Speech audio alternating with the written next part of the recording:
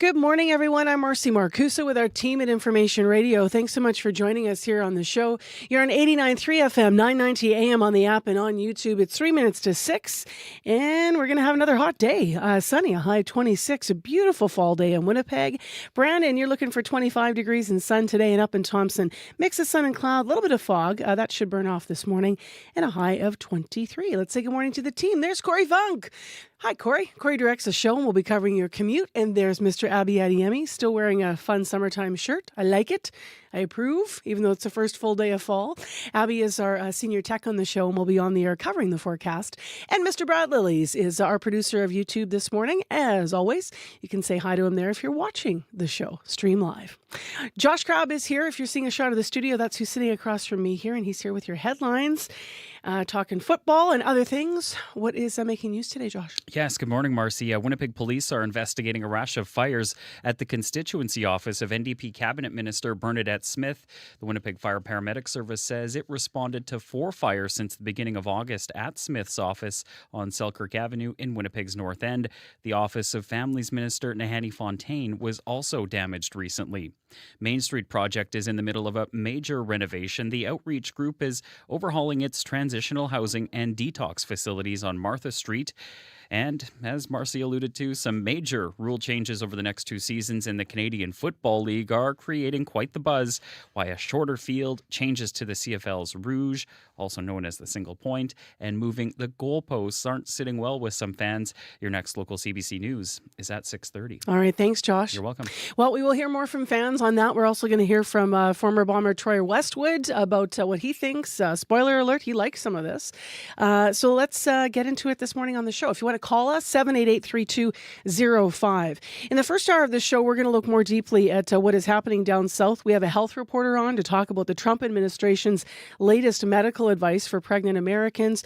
This has to do with acetaminophen, and they're saying don't use, you're using the brand name Tylenol. We also are going to talk to a parent of an adult son who lives with autism about her take on all of this and how what's happening down south affects us here in Canada. So that and much more coming up. But first, World Report at 6. Today on Q. The director Akinola Davis made history when his movie My Father's Shadow was the first Nigerian film to be selected for the Cannes International Film Festival. He'll be here to talk about what inspired it and why he's drawn to telling stories about Nigeria's lesser-known history. I think Nigerians are very critical societies, but I like that. Q with Tom Power this morning at 10:30 in Newfoundland, and on the CBC Listen app or wherever you get your podcasts. This is World Report. Good morning. I'm Angie Seth. U.S. President Donald Trump will address the United Nations General Assembly in just a few hours, and he may take the opportunity to chastise American allies for their decision to recognize the state of Palestine. As that plays out in New York, Israeli tanks are pushing further into the heart of Gaza City, and there are warnings the humanitarian situation is growing dire. Here's more from Sacha Petrusik. The mother of a 5-year-old girl sits crying amid Gaza City's rubble, desperately yelling, "Bring me Noor." The child is buried under a building brought down by Israeli strikes as the neighborhood burns. Artillery has put 2 hospitals out of commission. Many have streamed south to save themselves, like Abdullah Al-Komi and his family of 11. They are starving. If it wasn't for the occasional soup kitchen, he says, we would truly die of hunger. Hundreds of thousands have been displaced to the south, with not enough food or supplies being allowed in by Israel, say doctors like British trauma surgeon Martin Griffiths. People are going to be sick, they're going to be starving, and they're going to be moving into areas with limited sanitation, no infrastructure, which are lawless, where there's no food and no military or police. Canada and dozens of Western countries are proposing to fund a medical corridor to evacuate the injured and treat them in the occupied West Bank and East Jerusalem, if Israel agrees. Meanwhile, as he heads to New York, U.S. President Donald Trump is set to speak to the UN General Assembly. The U.S. and Israel have grown increasingly isolated here, with ever more countries pushing for an end to the Gaza war and the creation of a Palestinian state. Trump is expected to present a new proposal to end the war when he speaks to 8 Muslim countries later today. Sasha Petrusik, CBC News, Jerusalem. Aviation leaders are gathering in Montreal for a meeting of the International Civil Aviation Organization. This as Russia is trying to pressure the UN agency to ease aviation sanctions in place since it launched its first-scale invasion of Ukraine. Airspace has been shut to Russian aircraft, and there's an import ban on Western-made planes and parts. Briar Stewart has more. In a working paper submitted to the International Civil Aviation Organization, Russia called the sanctions against it unlawful, coercive measures which compromise flight safety. Since February 24, 2022, Russia says 37 countries have blocked its planes from entering their airspace. Bans were rolled out to try and prevent Moscow from importing Western aircraft and parts. It, of course, affected the economy of the Russian airlines. Some Russian airlines had to decrease the amount of flights. But Andrei Minshainin says it didn't lead to fleets being grounded. He previously worked as an aviation journalist in Russia and is now working in the industry abroad. He says Russian airlines have been able to keep operating because they're sourcing parts, including those made by Boeing and Airbus, from third-party countries like India and Turkey. The price of the spare parts would maybe multiply 2 or 3 times, but still the access would be possible. He believes Russia is pressuring the Civil Aviation Organization because it sees a window of opportunity. Earlier this month, Washington agreed to lift restrictions on Belarus's national airline after Minsk released 52 political prisoners. Russia is hoping it too can get some sanction relief. And if not, Minshainin says it's easy to see how parts bound for Belarus could be diverted next door to Russia. Briar Stewart, CBC News, London.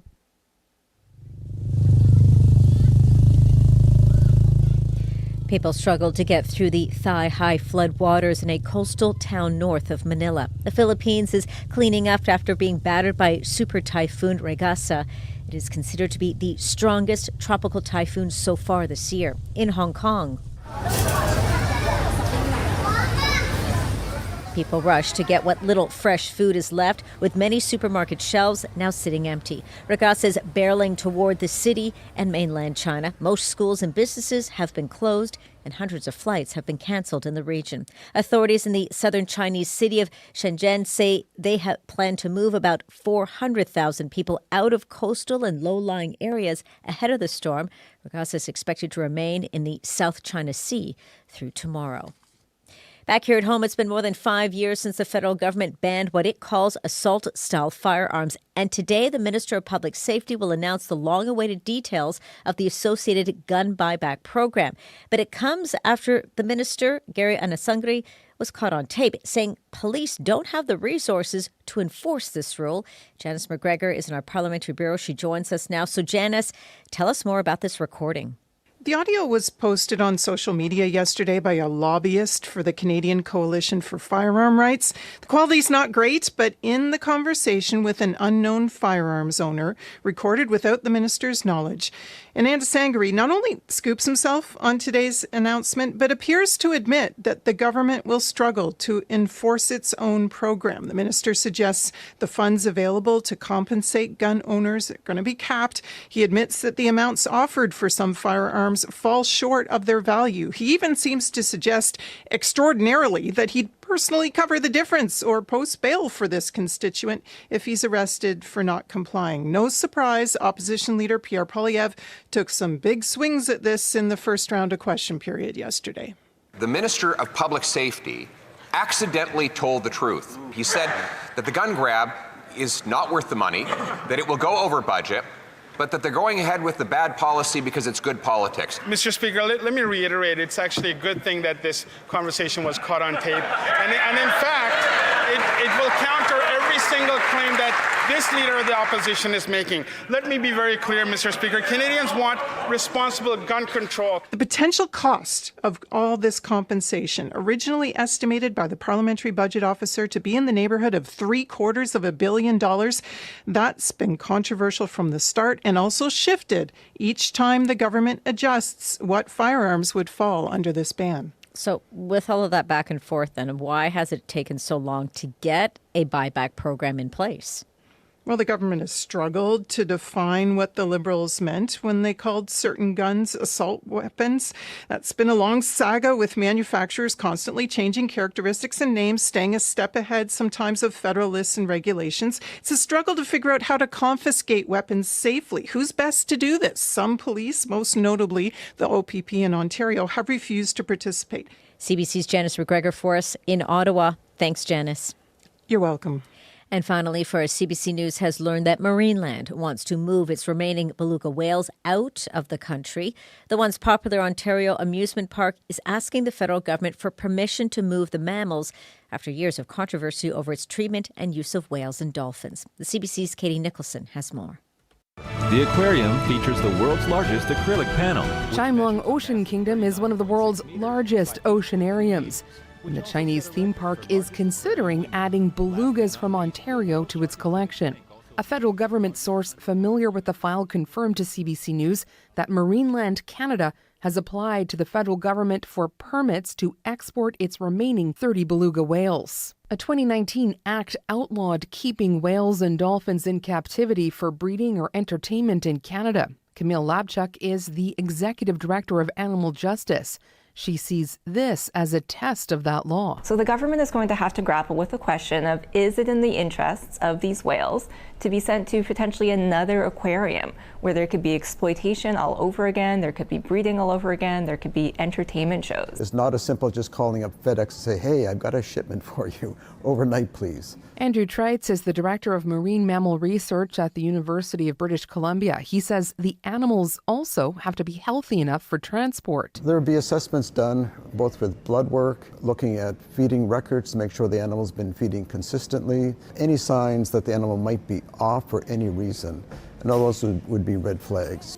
Everyone loves Marineland. Marineland didn't open this season and did not respond to questions. Its future and the future of its remaining belugas and dolphins unclear since its original owners died, but staff continue to care for them. Katie Nicholson, CBC News, Toronto.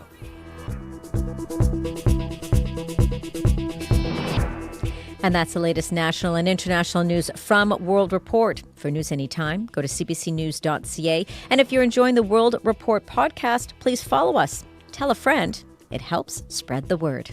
I'm Angie Seth. This is CBC News.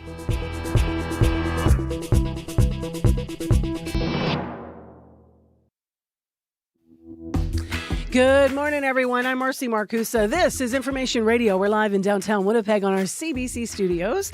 And it's going to be nice again tonight as this beautiful fall weather continues. I should say it's nice from last night. It's going to be nice again today as the sun gets ready to come up. In Winnipeg, a high of 26. Abby will give you a fuller look at the forecast momentarily. You are on 89.3 FM, 990 AM on the app or on YouTube today. Well, if you're watching there, you're about to see an interview about what's happening in the South. In the United States, the Trump administration pushes what it claims is a link between autism and Tylenol use during pregnancy. Doctors are pushing back. Science pushed back a long time ago, debunking a lot of what is being said down south. So we're going to dig into the impact of that. We'll also have a Manitoba perspective later on the show about how it's resonating here with families and with people with autism. In addition, can you keep up with all the changes in the CFL? Stay tuned. Big rules coming for our big football game. So we'll hear from Josh Crabb on that and other stories now. He's here with headlines. Hi, Josh. Good morning. Police are investigating a rash of fires at the constituency office of an NDP cabinet minister. The Winnipeg Fire Paramedic Service says it responded to 4 fires since the beginning of August at Bernadette Smith's office on Selkirk Avenue in Winnipeg's North End. The Office of Families Minister Nahanni Fontaine was also damaged recently. Main Street project is in the midst of a major overhaul. The outreach group is renovating its transitional housing and detox facilities on Main Street. And as Marcy has mentioned, some buzz over rule changes in the Canadian Football League, a shorter field, changes to the rouge or the single point, and moving the goalposts aren't sitting well with some fans. We'll hear more about that in news as well. And we're going to see what fans have to say once they're used to it. Because remember, baseball, pitch clock, what will we do? Yes. And now it's kind of settled in. So will the same happen with CFL? I don't know. We'll see, yeah. There's a bit of an identity piece here, too. For some people are pretty upset over this. Yeah, so, they yes. are. And they're saying that this is because Americans are going to be making their way into the league, into Canada. And so that's also, I think, a bit of that, our game thing. Yeah. So lots of analysis coming up. Thanks, Josh. For sure. Thank you. Troy Westwood's actually on our show in the next hour, former bomber. That'll be interesting. We're going to hear from some bisons this hour, too, I should say, from the University of Manitoba. Okay, let's get to other things. The forecast is promised from Maddie. The sunshine continues today, Marcy, though we'll see some cloudy conditions later in the day. That will not be cooling things up, just going to make things feel a bit comfortable before we get to the humid part of the afternoon, and then we'll see some cooling off tonight. We're seeing temperatures already between 11 and 16 degrees across board. Winnipeg right now, we are at 16, warming up to 26. The humidity today will be feeling around 31, and that's the drama for most of the regions, except maybe up north where we'll see some cooler temperatures. But right now, Winnipeg, we are at 16 degrees. All right, thanks, Abby Adiyemi. Thank you. Corey Funk, what's up in the commute? Very quiet on the road so far. Bike riding was lovely this morning. No major issues to report, but if you do see something, if you're walking, biking, driving, give me a call on the CBC commuter line. That number, 204-788-3093.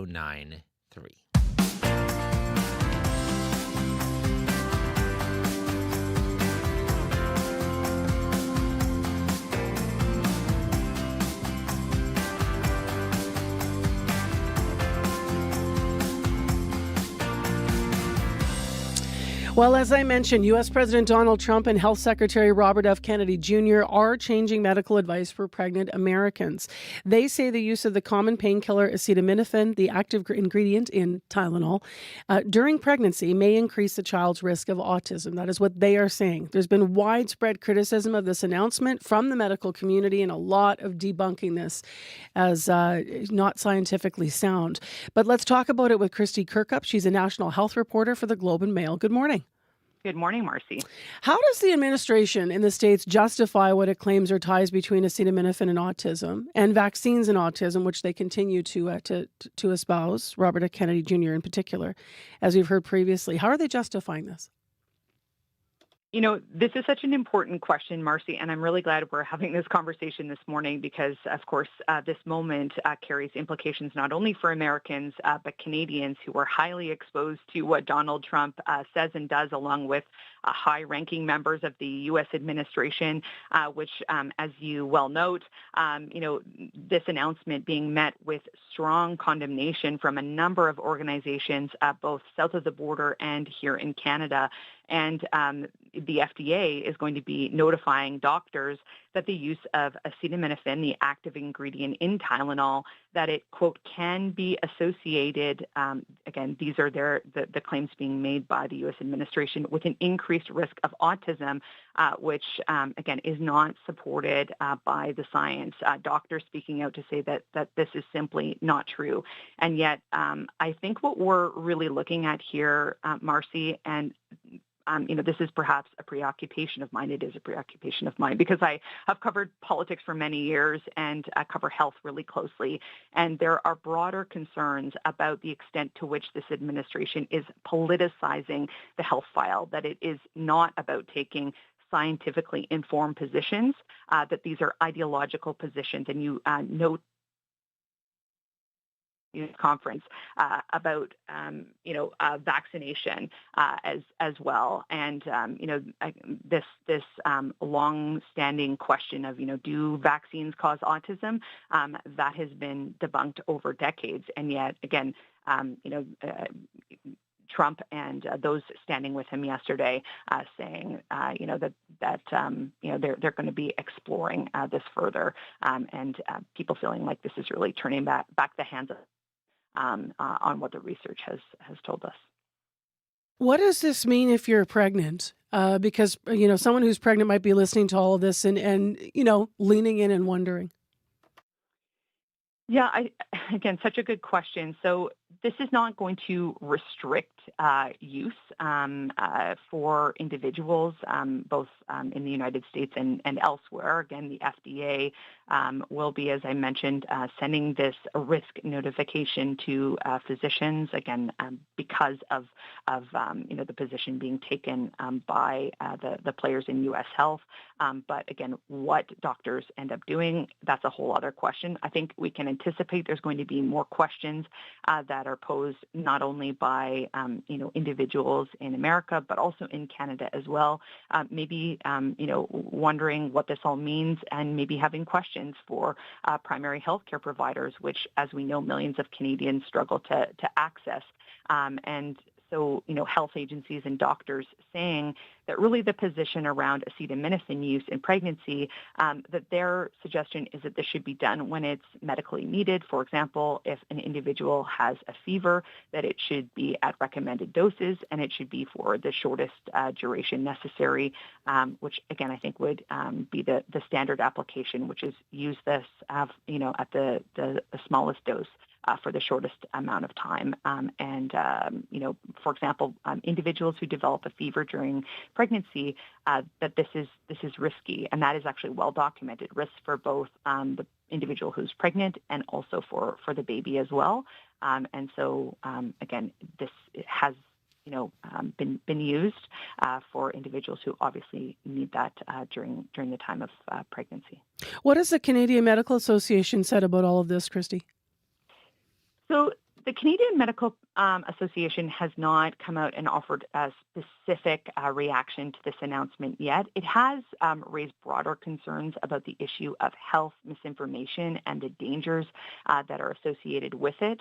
We have heard from the Society of Obstetricians and Gynecologists of Canada that recently updated its position on individuals taking acetaminophen while pregnant, saying there's no evidence that links prenatal exposure to acetaminophen and certain neurodevelopmental disorders. It also said that, again, this point that I was just mentioning, that, an untreated fever, that is risky, and that pain management, Marcy, is a human right that should be, of course, afforded to individuals who are pregnant, and that should not be denied. It's interesting because as they're coming out yesterday and talking about all of this, I mean, they're definitively, these politicians are standing up and saying, don't take this. And then they're saying, could be a chance. So if you listen to their language. But then Trump also called autism rates in the United States a, quote, crisis. Can we just reiterate here, what does current medical evidence tell us about autism rates of diagnosis and causes that we know are confirmed here? So medical professionals have said there is no singular cause of autism that is known. Of course, more individuals have been diagnosed with autism in recent decades, and medical professionals saying it's understandable that families may have questions. I would also contextualize that and say that as more is known about autism and other conditions such as ADHD, that individuals are getting diagnoses sometimes much later in life because there's just an increased awareness about these types of conditions, and also how to better support individuals who are living with them. Appreciate your time. Thank you. Thank you. Christy Kirkup, national health reporter for the Globe and Mail. She's a frequent guest on our program talking about health issues. Now, we're also going to take a moment later in the show to look at how this is impacting individual families. So as the U.S. administration continues to falsely link growing rates of autism in the States to the use of Tylenol and acetaminophen during pregnancy, some families here in Winnipeg, those who have loved ones or are autistic or have autistic loved ones are concerned. So we're going to hear specific concerns from a Winnipeg family in the next hour of Information Radio. The National Day for Truth and Reconciliation. It's a day of hope, awareness, and reflection. A day that will show Canadians the path forward. Join CBC as we explore the rich and diverse cultures, voices, experiences, and histories of First Nations, Inuit, and Métis people with a full day of programming, concerts, documentaries, and special events right across the country. September 30th on radio, TV, online, and on demand on CBC Listen and CBC Gem. Corey and I are going to spend Orange Shirt Day, Truth and Reconciliation Day, in Opaskwayak Cree Nation. Really looking forward to it. We are trying to see whether or not we can broadcast from the teepee that's in community right outside the Veterans Hall there. So we're just not sure if our signal's going to make it out properly. So we have a lot of testing and checking to do. But thanks to all of you who've been writing to me with ideas about what you want shared from Opaskwayak while our team is up there for Communities in Focus. So there'll be a whole group of us heading up next week. A week from today. Right now it's 16 degrees. It's clear in Winnipeg on your Tuesday morning. Brandon's clear in 13. Thompson's cloudy in 14. We're all going to be over 20 today. Well, we have some exciting things coming up this week, and a lot of Manitoba artists are going to be sharing a new material doing the Breakout West Festival here in Winnipeg. It starts tomorrow, actually, and it runs right through the 28th in the weekend. Local artists like Fontaine, Jade Turner, and Virgo Rising are just a few of the Manitobans who are going to be playing at venues all across the city, and they'll play alongside up-and-coming artists from across Canada. Thus the title, Breakout Artists. Here's another local artist who we have playing on Friday night. Times changed. From the latest album, this is Slow Leaves. And underneath this, I watch you in the morning, getting ready from the bed. All your little movements slowly rolling around my head. If I can't beat this, if I can't release this, if I can't defeat this, don't be mad. I'm writing you a message,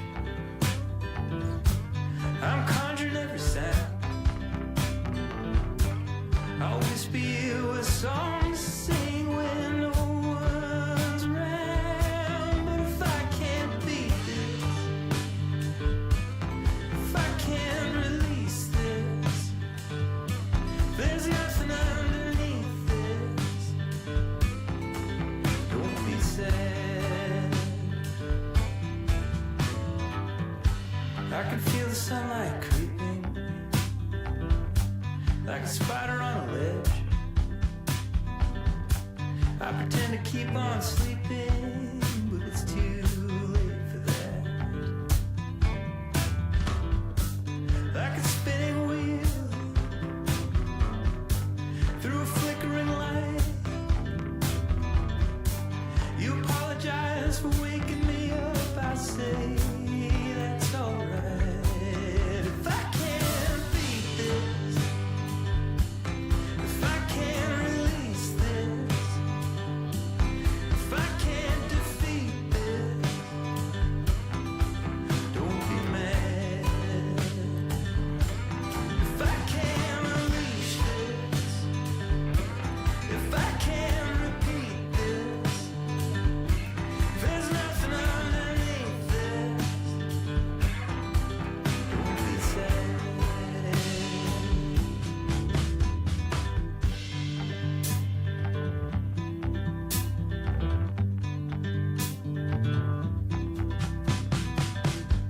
Sometimes I feel like I'm stealing, I feel just like a thief. Every minute I'm receiving, every second I take is one more I can't keep.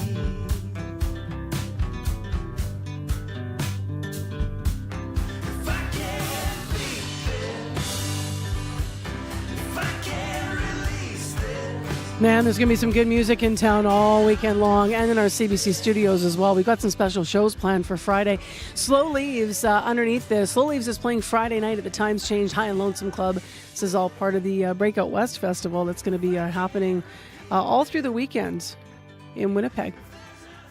6:25 a.m. the time right now. Well, in the news, we're about to hear a little more about this story. The CFL, Canadian Football League, announcing major changes, shortening the football field, modifying the Rouge, also the shrinking the end zones from 20 to 15 yards, and on and on.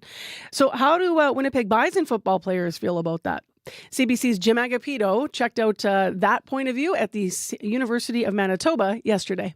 Hi, my name is Maxwell Fisher. I play offensive line for the University of Manitoba. How do you feel about these new changes that are happening in the CFL? I'm excited to see some new changes. At the same time, I think it takes away from the CFL, the way it's been played all these years, how it makes it individual from the NFL. Halem Ritzai. I play football for the University of Manitoba. I play offensive line. It's definitely impactful for not only CFL, but definitely for our league, for youth sports, for amateur leagues.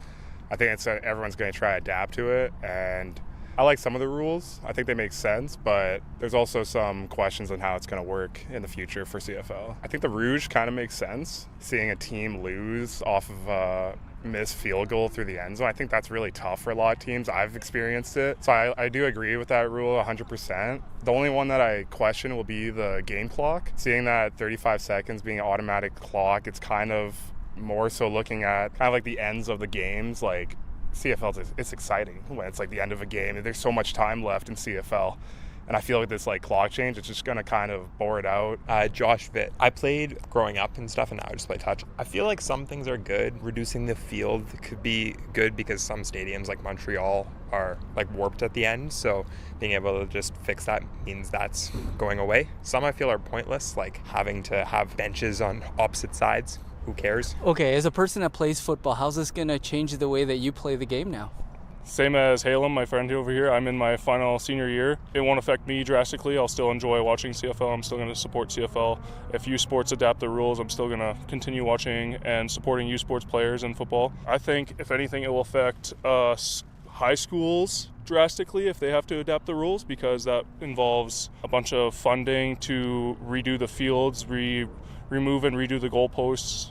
Lots of different rule changes that they have to adapt, that refs will have to take courses for, stuff like that. So things change, the world still goes. So. Well, I'm on my last year, so it's not going to affect me too much, but I do think for the players on our team, I think youth sports, if they're going to adopt the CFL rules like they have in the past, it's definitely going to be a change of the pace of the game. It's going to be the change of plays for offense and defense, and just going to be more strategizing for them. It's going to be really interesting to see what they can do. I mean, it's still football, but I feel like it will let some of the American people do better just because it's more closer to their game. I think it's for the better. Overall, the CFL I've noticed is growing more and more through years through fan bases, and obviously the NFL is a huge platform for fans, so the more NFL watchers that enjoy watching the CFL.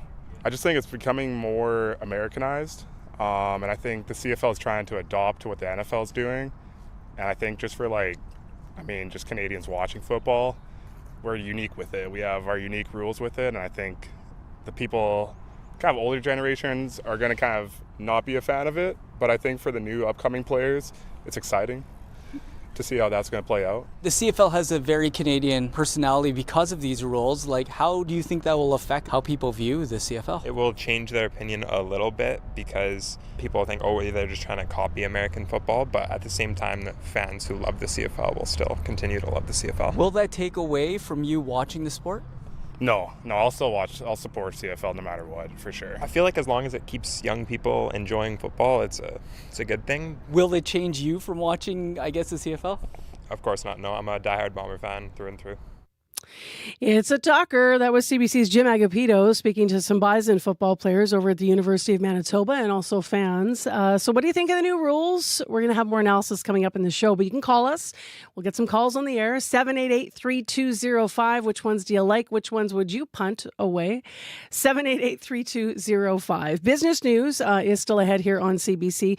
Hallie will be in talking about the fate of an ostrich farm in BC that a lot of people have been following across this country. It's now coming to a head. That's right after your CBC local news. This is CBC News. Good morning, I'm Josh Crabb in Winnipeg at 6:30. It's clear and 16 degrees downtown, clear and 13 degrees in Brandon, cloudy and 13 in Thompson. Winnipeg police are investigating a rash of fires at the constituency office of an NDP cabinet minister. CBC's Bartley Kivas reports. The Winnipeg Fire Paramedic Service says it's responded to 4 fires since the beginning of August at the office of Point Douglas MLA Bernadette Smith. Smith is a minister of housing, addictions, and homelessness. Her office is in Winnipeg's North End at the corner of Selkirk Avenue and Arlington Street. The Winnipeg Police Service's Major Crimes Unit is investigating the fires. Police won't say whether they believe the fires are random or whether the politician was targeted. A spokesperson for Smith says her constituency office is open. There are scorch marks on the front and rear of the building, along with some molten plastic on the sidewalk, burned utility connections, and boarded up windows at the back. Bartley Kivas, CBC News, Winnipeg. Step by step, Andrew Cherkis is raising money for firefighters struggling with mental health. He's walking across Manitoba collecting donations to help firefighters in need to a wellness program in BC.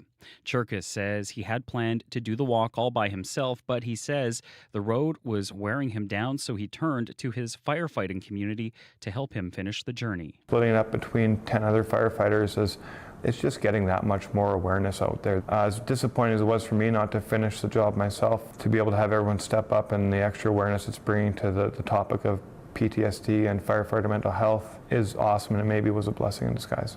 Donations will go to the Preston Heinbigner Memorial Fund. It's named after a Winnipeg firefighter who died by suicide in 2024 after living with post-traumatic stress disorder from job-related trauma. Main Street Project is in the middle of a major renovation. The outreach group is overhauling its transitional housing and detox facilities on Martha Street.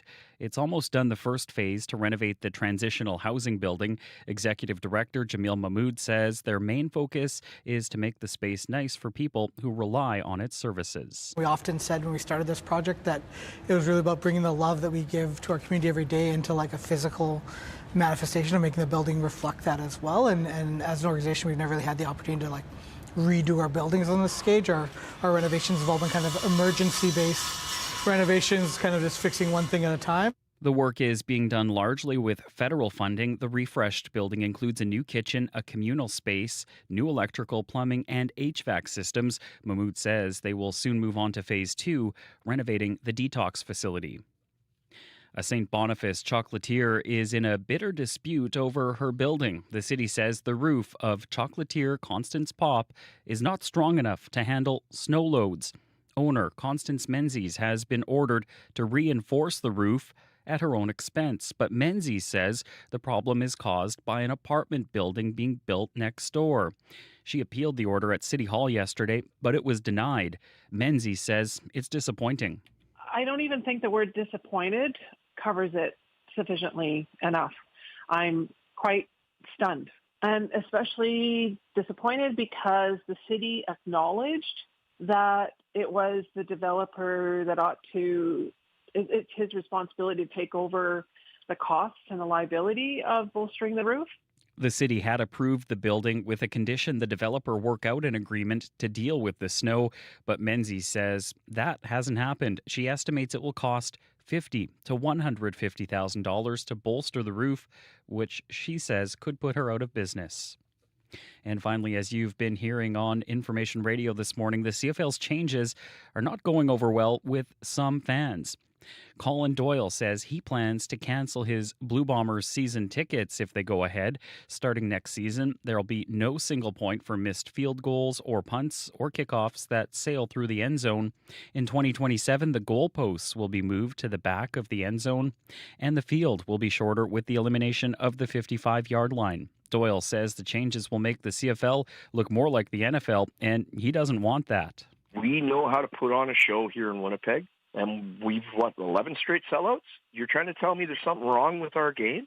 I don't believe it. I don't buy it for 1 second. I think it's just people that don't see any way other than changing the game to move forward. Doyle says the CFL should be recruiting more Canadian talent instead of altering the game. That is the CBC News from Winnipeg. Your next local news is at 7:30. All right. Thanks, Josh. You're welcome. We'll take calls on this, 788-3205. It's time for the regional forecast, though, right now on air with Abby Adiemi. Lots of sunshine in the forecast today, Marcy. That would warm things up, and it will be feeling humid across the province. Right now, we're looking at 16 degrees across board, and up north, we're seeing temperatures clicking 13, 14 degrees in the Power, Flin Flon, Thompson, Churchill. We're expecting a mix of sun and clouds up north, but down south, out, we're going to see more like lots of sunshine and temperatures climbing into 26, 27 with the humidity in the low 30s. All right, thanks, Abby. 30. Thank you. You should stay with us because Okay. I got a little story I got to share. Oh, in a okay, minute bring it here. on. First, though, we need to check how your morning's going here for the commute. So Corey's popped in. And yes, so far I'm keeping an eye, and actually things have been running pretty smoothly out there. I haven't heard of any major issues, but if it's not smooth where you are, give me a call, 204-788-3093. You see what he did there, Abby? Keeps I- using the word smooth. Oh, I didn't even think about that. What happened to your stash? So I had a big burly mustache, and then Yeah, it was looking good, like and really yeah, good and this fall. tried to You had make a it good look. one. I tried to make it look better yesterday by trimming it, but then my hand slipped, and then I made like a big patch in the middle of it yesterday. And, I went, whoop.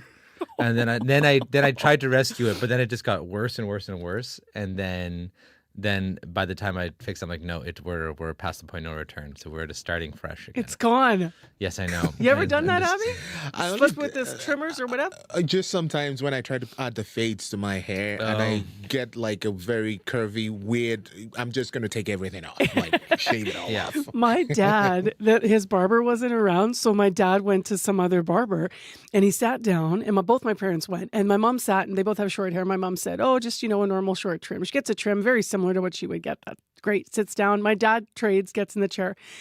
So my dad's a bit of a joker, right? Like he likes to be jovial and kind of, but this person doesn't know him. So the person says, "What would you like me to do, sir?" And my dad says, like take it all off. And what he meant was, like make it short, like it's too long. But Kinda no. scripted all. They shaved my Brutal. dad's head. So everyone, that was the next family gathering. We're like, "Dad, you've never had a shaved head before. This is like a totally new look for you." He's pulling it off. He's pulling it good for off. him. He looks pretty modern, but it was not the plan. So be careful with the clippers, people. All right, 22 minutes to 7 o'clock. Hallie Cottenham is here with our business news. Hi, Hallie. Oh, please don't ask me about my facial hair, Marcy. Please. Please. I won't. Thank Noted. you. Noted. Okay. I will ask you about this ostrich farm that a lot of people have been watching. This is in BC, but things there are now coming to a head. What's the latest on this story? Yeah, the owners of the farm have to leave by today or face removal by the RCMP. Yesterday, officers served them with a warrant. The daughter of one of the farm's owners posted a video on Facebook last night. It shows a CFI officer saying that they have control of the farm, that there will be consequences if the farmers don't leave today. And it also shows him telling the farmers that they could stay in the bird's pen overnight. As you say, lots of folks following this story, a flock of 400 birds, the subject of a cull order because of an outbreak of avian flu that killed 69 ostriches. But the farmers say the remaining birds are healthy, that they're even scientifically more valuable because they did survive. But a federal court of appeal ruled the cull must go ahead. The CFIA says the birds remain a potential source of the virus. A lot of eyes on this situation. Today, it seems as though it will come to a head in the coming hours. But, it's weird because some folks in the U.S. are following along. U.S. Health Secretary Robert Kennedy Jr., Dr. Oz weighing in, asking the CFIA to reconsider. Dr. Oz even offering up his ranch to relocate those animals. Speaking of the states, you have an update this morning on the market impacts of U.S. President Donald Trump's comments about acetaminophen yesterday. Yeah, of course, Donald Trump, not a doctor. He kind of played one on TV yesterday, offering up unproven medical advice that suggested, without providing any evidence, might help reduce autism rates by avoiding Tylenol. So shares of Kenvue, the maker of Tylenol, dropped off a cliff yesterday, losing 7.5% of their value, which made it the biggest loser on the S&P 500. But this is interesting. They have rebounded somewhat in overnight trading by nearly 5%. So we'll continue to watch that story. Anyone who's ever struggled, I'm going to another story here. We will continue to watch that one. You're right, though. Anyone who's ever struggled to cancel a membership might relate, I understand, to the next story you have. Yes, the U.S. government is fighting Amazon in court for allegedly tricking customers into signing up for Prime and then making it so hard to cancel the subscription, it's being described as a digital escape room. So arguments began yesterday in a case filed by the Federal Trade Commission. The FTC claiming Amazon encouraged customers to sign up, but hid in the fine print the $139 U.S. annual price tag and the subsequent auto renewals. And that canceling Prime involved clicking through this endless series of prompts. The suit alleges that within Amazon, those barriers to canceling a subscription were referred to, internally anyway, as the Iliad, in reference to Homer's epic journey. Now, Amazon denies deceiving its customers. It says the multiple-step cancellation process is standard in the industry. Here's the thing. Amazon made $44 billion off Prime subscriptions last year, Marcy, and perhaps more to the point. Marketing analysts say that Prime members spend twice as much on Amazon as non-Prime shoppers. I feel that Iliad comment. I tried to cancel mine because my husband had one, and you can kind of piggyback and have a joint membership, and finally gave up. Yeah, it's complicated. And tonight, talk about must-see TV. Jimmy Kimmel Live on tonight. You going to stay up and watch? No, it only starts at 11:35. We got to tape it, yeah. Exactly. But I do think a lot more people will be watching tonight, even if they weren't a fan or didn't watch it before. They want to know what he has to say about what happened last week. That's if their local affiliate will even carry the show. A major station owner, Sinclair, that owns 38 ABC affiliates, including the one that broadcast to Washington, has said it still won't air the show, no matter that Disney has walked back its decision. But you're right, it was huge news yesterday after Disney announced that Jimmy Kimmel Live will be back on the air tonight, prompting this reaction from Stephen Colbert. Once more, I am the only martyr in late nights. Wait, unless, CBS, you want to announce anything?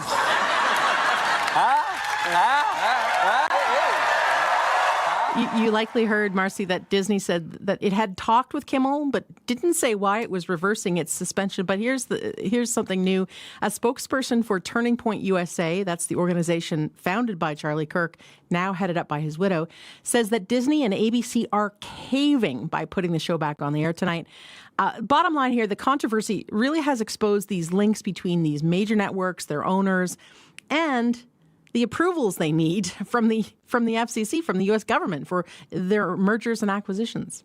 Very curious to see what Jimmy Kimmel's going to say. Mm-hmm. Does he address it? Does he not address it? Does he apologize in some way? Does he qualify an apology? Like, what will he say tonight? So we will see. I bet you'll play a little bit on the show tomorrow. We'll be talking tomorrow with you about it too. Thank you, Hallie. Okay. Thanks, Marcy. Hallie Cotton with our business news.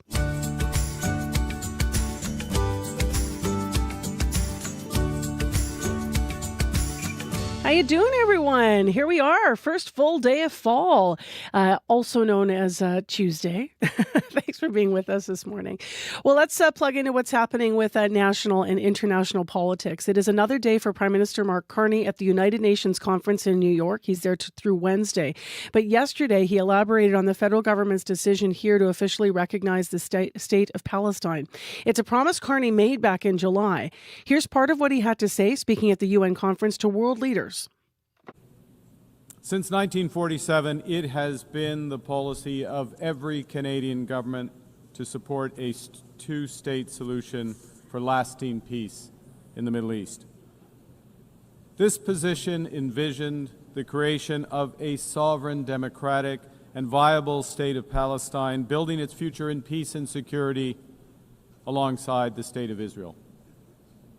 Over many decades, Canada's commitment to this goal was premised on the expectation that this outcome would be eventually achieved as part of a negotiated settlement. Regrettably, this possibility has been steadily and gravely eroded, including by the pervasive threat of Hamas terrorism to Israel and its people, culminating in the heinous attack of October 7th. The accelerated building of settlements across the West Bank and East Jerusalem and the soaring settler violence against Palestinians. Actions such as the E1 settlement plan and the Israeli government's contribution to the humanitarian disaster in Gaza. Le Hamas a terrorisé le peuple israélien et opprimé le peuple de Gaza, ce qui a engendré d'horribles souffrances. Le Hamas doit impérativement libérer tous les otages, se désarmer complètement et ne jouer aucun rôle dans la gouvernance future de la Palestine. governance of Palestine. Hamas has stolen from the Palestinian people, chased them and cheated them from their life and liberty, and it can in no way dictate their future. But Excellencies, the current Israeli government is working methodically to prevent the prospect of a Palestinian state from ever being established.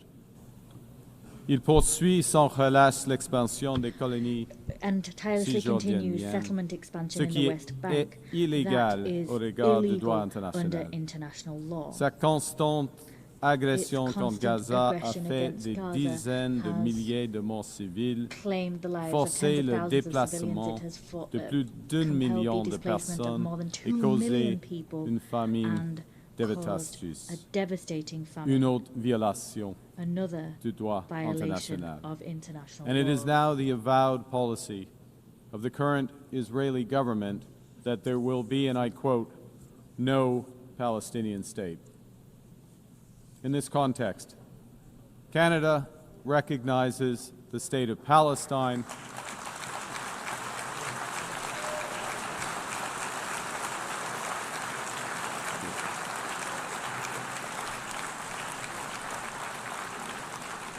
and we offer our full partnership in building the promise of a peaceful future for both the state of Palestine and the state of Israel.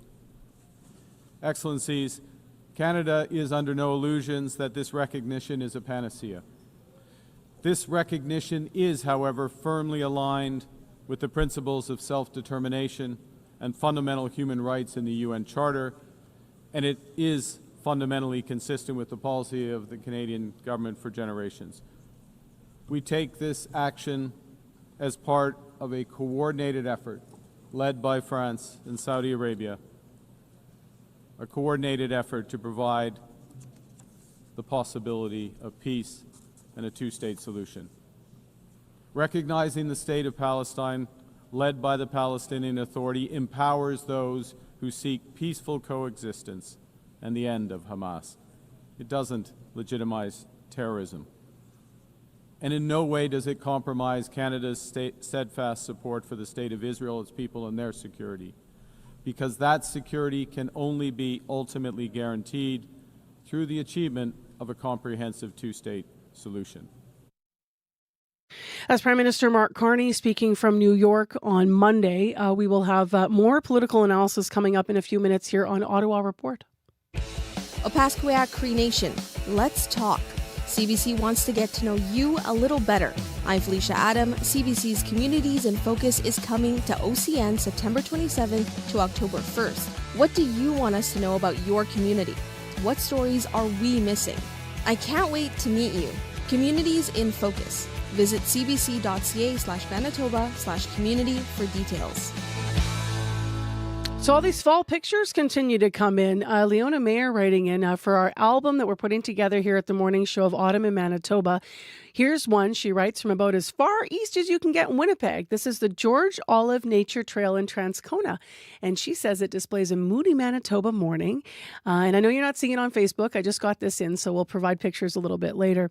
But it's just beautiful with the water, the different colors of the trees, and then also the fields. I love when the grasses turn kind of that wheat color, and then you also get a little bit of red in there. But some of the lighting in these photos is just stunning. We're going to have another beautiful day if you're someone that likes to get out with the camera, out just for a walk. Clear and 16 in Winnipeg right now already. But today it's going to be a high of 26, a nice sunny day ahead. And the sky right now is gorgeous. It's, again, that beautiful fall glow, right? It's got that orange color for us this morning. It's also clear, by the way, in Brandon and 13, and in Thompson it is cloudy and the temperature 14. So all across the province, it's pretty nice. Well, I mentioned we had Ottawa Report coming up, and we have that right now for you. Alex Ballingall has been watching what the Prime Minister has been doing at the UN General Assembly and more. Alex, of course, is the Ottawa Bureau Chief for the Toronto Star. Good morning. Hey, good morning. So before I actually ask you a little bit about the actual trip with the PM being there, we just heard Mark Carney, because we aired this in the show just now, formally announcing Canada's intention to recognize a Palestinian state, two world leaders making his presentation. How is this being reflected in his time at the UN this week beyond what he said formally? Like, what's the response been like and such? Well, it's a big shift in Canadian foreign policy. A lot of people are applauding it. A lot of people see it as controversial and regrettable and a mistake. In and outside Canada, I think, on both sides of that. So in some ways, it's a polarizing issue. As this conflict has been largely for a lot of people, personal and emotional. Since October 7th and the war in Gaza since. And that's kind of reflecting the reactions to this. But it's definitely a major shift in foreign policy. It's definitely a major focus of his trip down there. It's something I think that we'll keep hearing about. It's something that I think, there's some conditions around exactly, how if there's relations between a future Palestinian state, how it will be normalized. Canada doesn't want Hamas to be involved in any future government in a Palestinian state. But it's definitely, I think it'll be interesting to hear from Trump as, Canada and the United Kingdom and Australia and other countries are taking this step in concert. If there's any sort of formal reaction from the Israeli government, other than kind of we've heard criticism, and the embassy here in Ottawa is calling on Carney government to basically reverse this decision. But we will see. But we've heard from Carney just in that speech you mentioned, really outlining the logic here, which is to preserve that hope of what Canada and a lot of other countries see as the only real solution to this conflict that is existed and persisted since basically the creation of Israel in the 40s, which is a two-state solution that they see as kind of the policies of the current Israeli government is actually explicitly designed to preclude that possibility and eliminate the chances of that happening in the occupied territories of the West Bank and Gaza. So it's complicated. There's a long history, and it's emotional and controversial as well. If we widen out the lens and look at the trip now, Alex, what is the overall significance? How do you describe it of this trip to the United Nations General Assembly for Mark Carney? Well, it's his first trip down there as Canada's Prime Minister, so there's kind of the novelty, significance layer to it, I guess, which is always big in the news industry. But I think more generally, it's and I think Carney, we've heard him. I think this is the way he sees it as well, and what we're hearing from a speech he gave yesterday at the think tank, the Council on Foreign Relations, which is that this meeting of all the countries at the UN is happening at a time of really kind of like seismic change in world affairs with, the United States isolationist, kind of more transactional, self-interested foreign policy under Trump, rising tensions with China and Russia and the United States and kind of, great power tensions, I guess is the jargon people use. The upheaval of trade with Trump's tariff policy, even the credibility and the significance of international institutions potentially being eroding as sort of a relevant factor on the world stage, where there's kind of more direct kind of power relations, and it's more of a contest of powers outside of the rules-based system that Canada has tried to preserve. So all of those things, I think they are kind of happening at this moment, and Carney is going down there and pitching himself as the Prime Minister who has a plan to essentially navigate Canada through the turmoil while preserving its security and prosperity. And we've heard a bit of that from him, but I think, that's the kind of wide angle significance of the moment. History will tell if it is indeed so seismic a change, but Carney certainly thinks so, and is kind of framing himself and his prime ministership in those terms on the world stage. I want to ask you about a story that's actually developing right now. The public safety minister in this country, Gary Anandasangari, is facing criticism over comments he made about the gun buyback program. What did he say? What's the controversy here? Yeah, it's a bit of a weird story. I mean, so Minister Anandasangari he's basically a landlord in Toronto as well as a politician. And I guess on the weekend he was talking to one of the tenants that he has. And this guy is obviously kind of very opposed to the gun buyback, which people might remember is the policy. They outlawed a bunch of guns that they see as assault-style weapons, quote unquote, and then in banning them, they're going to buy them back so that they're no longer in circulation. a lot of people are opposed to that and think, it's going after law-abiding gun owners, they allege. This tenant was one of those people, and they're kind of having a conversation about this policy. And I guess the guy secretly recorded Ananda Sangari, and the minister is almost, yes, I agreeing with the guy's criticism and saying, well, we have to do this because of, the politics and the support that it has in Quebec, which is a big liberal constituency, and that they're following through. They have to do it because it's an election promise, and he understands the criticism.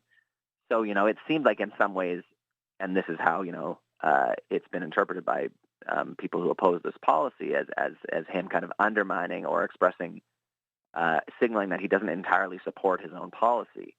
And so, the controversy, he was really in the hot seat yesterday on this. He's called the comments misguided. Instead, he still supports the policy.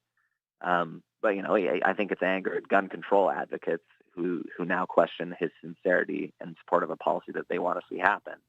And on the other side, people see the minister is essentially acknowledging that this is political rather than a rational policy. And so he's kind of getting it from both sides. And it's definitely he's definitely under the glare of the political focus right now. Yeah, sure. We'll have to see what if that develops today or what further he has to say about it. Thank you, Alex. Appreciate it.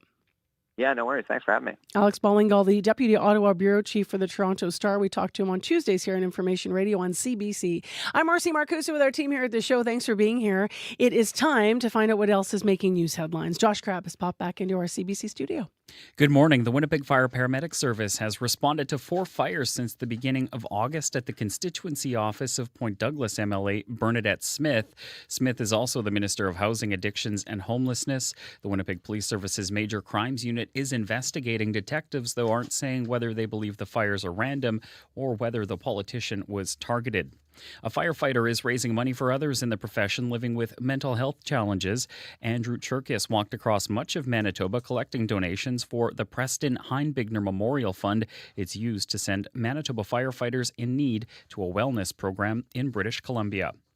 And some Canadian Football League fans are not happy with changes coming to the game. Some Blue Bombers fans are even threatening to cancel their season tickets. More on that in your next local CBC News at 7:30. Thanks, Josh. You're welcome. And former Blue Bomber Troy Westwood says, on another perspective, he says it's high time the CFL made some changes to the game.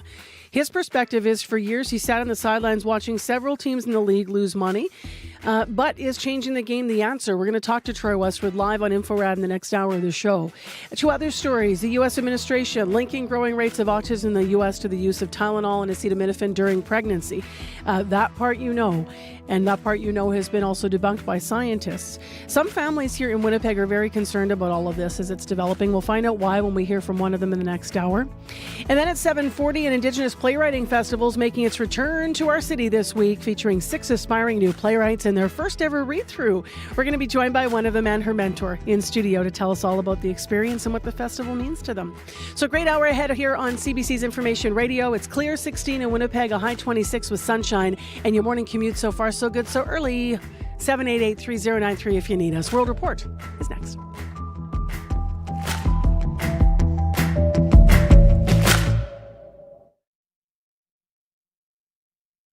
Today on The Current. But if you shut a person down, they're going to shut down and they're not going to hear anything you have to say. A woman in Alberta turned against vaccines when her own baby had a bad reaction and she felt dismissed by public health. Now she's a nurse and she's changed her mind and is trying to convince parents in her province to get their kids vaccinated. That's coming up on The Current. The Current with Matt Galloway. This morning at 8:37, 9:07 in Newfoundland, and on the CBC Listen app. This is World Report. Good morning. I'm Angie Seth. Prime Minister Mark Carney is expected to be in the crowd today as Donald Trump takes the podium at the United Nations General Assembly. And the U.S. president is anticipated to voice some criticism of Canada, the UK, France, and others after they formally recognize Palestinian statehood. Karina Roman reports. Few expect U.S. President Donald Trump to be pleased with yesterday's two-state solution summit. White House spokesperson Caroline Leavitt. He feels this does not do anything to release the hostages, does nothing to end this conflict and bring this war to a close. Frankly, he believes it's a reward to Hamas. Prime Minister Mark Carney says the danger posed by Hamas, as well as Israel's threatened annexation of the West Bank and its continued bombardment of Gaza, are why countries are moving to recognize Palestinian statehood. We take this action as part of a coordinated effort to provide the possibility of peace and a two-state solution. Canada's conditions include Hamas's disarmament and for the Palestinian Authority to reform and hold general elections. Speaking through a translator, Palestinian Authority President Mahmoud Abbas. Enough violence and war. Our generations deserve to enjoy freedom and security. Trump is expected to meet with a number of world leaders, but also with UN Secretary General Antonio Guterres, who asked those who stand in the way of Palestinian statehood to answer the question, what is the alternative? Karina Roman, CBC News, Washington. Meantime, Palestinians say recognizing the state of Palestine is an important first step, but the actual governing and administration of such a state is much more difficult. Senior international correspondent Margaret Evans explains. Workers at a dairy farm bringing in the cows for milking in Jericho, the Jordan Valley. The farm dates back to the 1940s, a gift from Arab governments. Its profits feed back into the community, funding a local orphanage and scholarship programs. They also deliver their milk to clients from Ramallah to Hebron. But Hassan al-Shakr, an agricultural expert with the Palestinian Authority, fears that could soon change with the expansion of an Israeli settlement near Jerusalem expected to further fragment the occupied West Bank. And we will have to use alternative roads to reach our main cities. One more constraint, he says, on farming communities already choked by Israel's occupation. Military checkpoints that limit movement, land appropriation, and increasingly violent attacks by hardline Jewish settlers keeping Palestinians from their own land. Without accessing the import market or export market, we will not be able to develop. And more than 85% of the water resources is controlled by the Israeli. The Jordan Valley is in the Fertile Crescent, and so a valuable agricultural asset for any future Palestinian state. Palestinians fear if Israel makes good on threats to start annexing parts of the West Bank, the Jordan Valley will be the first to go. Something the Israeli Prime Minister Benjamin Netanyahu has been talking about since 2019. Margaret Evans, CBC News, Jericho. Back here at home, students across Canada are getting their orange shirts ready for the National Day for Truth and Reconciliation. It's next Tuesday, but one school board in the Greater Toronto Area has banned Every Child Matters flags as part of a broader flag policy. As Sarah McMillan reports, the decision has prompted some families to speak out. It feels like something's missing, something that should be there. When Melanie Cormier would see Every Child Matters flags on display at local Catholic schools, she would feel welcomed. Cormier is the daughter of a residential school survivor and often gives presentations in schools. I knew that it would be a safe place to tell my story and to tell my family's story. Earlier this year, a major disappointment when elected school board trustees voted on a new policy, which means those flags and First Nations flags can't be flown at schools. I feel like it's erasure. The school board is one of Ontario's largest boards. It made headlines last year when trustees voted against flying pride flags. In January this year, they updated the policy again. The national flag of Canada. Specifying that only the Canadian provincial and school board flags can be displayed. A motion to make an exception for the Every Child Matters flag was also defeated. It was kind of upsetting. Tia Simone graduated from the board in June. She says seeing that orange flag in previous years was significant. It gives you a sense of comfort and a sense of inclusion. This school board is one of several that has been temporarily taken over by the province over financial mismanagement concerns. We asked the Ministry of Education repeatedly if its provincially appointed supervisor would override the trustees' flag decision. The ministry has not answered. Sarah McMillan, CBC News, Toronto. Both the World Health Organization and the European Medicines Agency says there's no new evidence linking paracetamol and autism. Paracetamol is known as Tylenol in North America.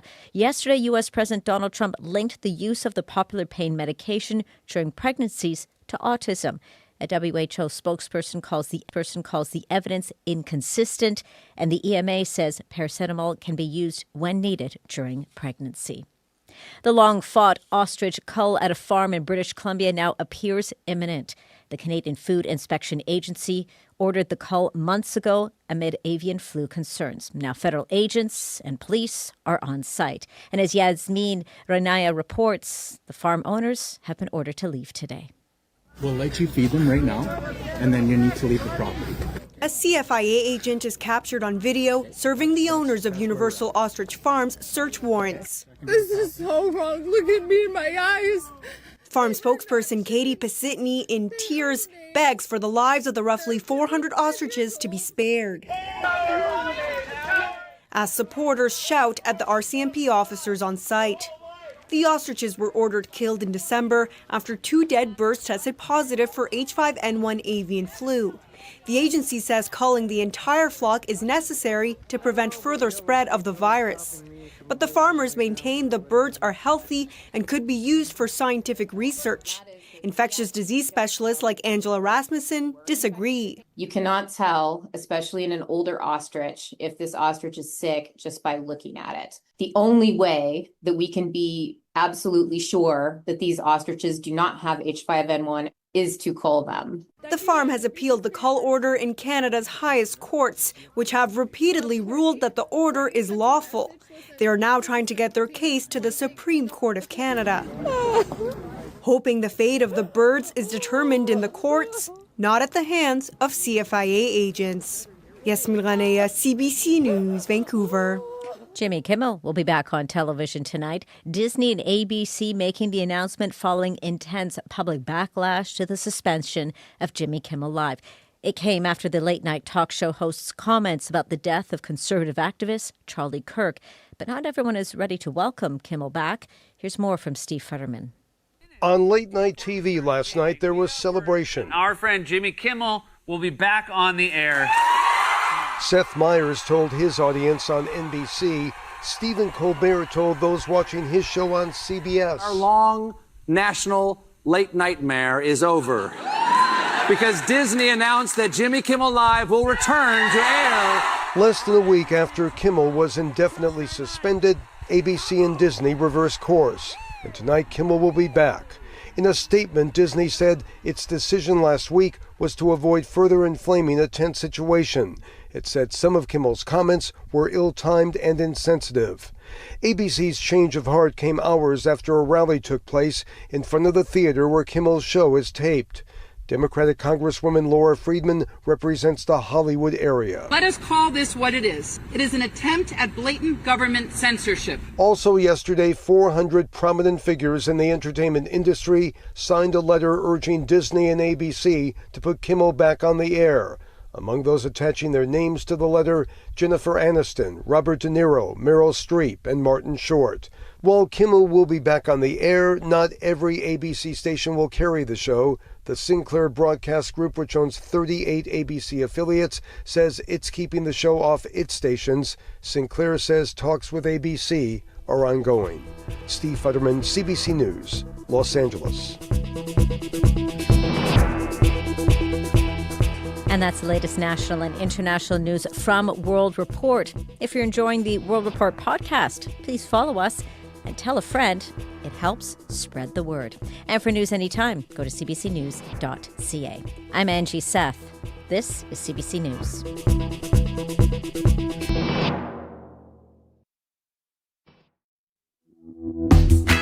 Good morning, everyone. It is Tuesday, September 23rd. Welcome to it, the first full day of fall officially. I'm Marcy Marcusa. Thanks for joining us on CBC's Information Radio. This is 89.3 FM, 990 AM on the app and on YouTube, all the places you're finding us today. Thanks for being here. Really nice day ahead again. Abby will be in to talk about that in a second. Right now, let's talk about what is happening down south. The U.S. administration linking the growing rates of autism in the States to the use of acetaminophen and Tylenol during pregnancy, or I should say AKA Tylenol during pregnancy. That has some families here in Manitoba very concerned. We're going to hear why as we talk to a parent this half hour. In addition, this hour on the show, an Indigenous Playwriting Festival is making its return to Winnipeg this week. 6 aspiring new playwrights are involved in their first ever read-through. We have one of them in studio with her mentor coming up. And Troy Westwood, former Blue Bomber, on why he thinks the changes to the CFL rules are a good idea. He says it's high time that there were some changes in the game. So does he like all of the changes or some of the changes, and why? We'll find out when we talk to Troy Westwood at 10 to 8. We're also taking your calls on this, 788-3205. Let's go to other stories. Josh Crabb is in with headlines. Good morning. A former firefighter walked across much of the province to raise money for firefighters' mental health. Donations collected are going to the Preston Heinbigner Memorial Fund. The money will cover the cost of sending Manitoba firefighters to a wellness program in British Columbia. Main Street Project is undergoing a major refresh. The outreach group is overhauling its transitional housing and detox facilities on Martha Street in Point Douglas. And a St. Boniface chocolatier is in a bitter dispute over her building. The city says the roof of chocolatier Constant Pop is not strong enough to handle snow loads. Owner Constance Menzies has been ordered to reinforce the roof at her own expense. We'll also have more on fan reaction to those CFL rule changes. Your next local CBC News is coming up at 7:30. Thanks, Josh. You're welcome. Now from CFL, let's talk what the weather will be looking like across the province today. We're expecting more like warm and a lot of sunshine in the forecast today. From the southern part, tracking it all the way up north, we will see temperatures climbing close to 26, 27 in a lot of the regions. Winnipeg right now, we're looking at clear skies, hovering 15, 16 degrees, depending on where you are. But today's going to be bringing mostly sunny conditions, and we'll see temperatures warm up to about 26. The humidity will be around 31. And tracking the conditions down south, we're seeing temperatures close to 13, 15 degrees right now. And up north, similar conditions, but more like cloudy ones. Winnipeg right now, 16 on the way to a sunny and humid high of 26. Thank you, Abby. Thank you. And now let's go to Corey to find out about the commute. Yes, right now it's been a very quiet commute. No calls on the commuter line yet. But if you see something going on, give us a call on the CBC commuter line. That number, 204-788-3093.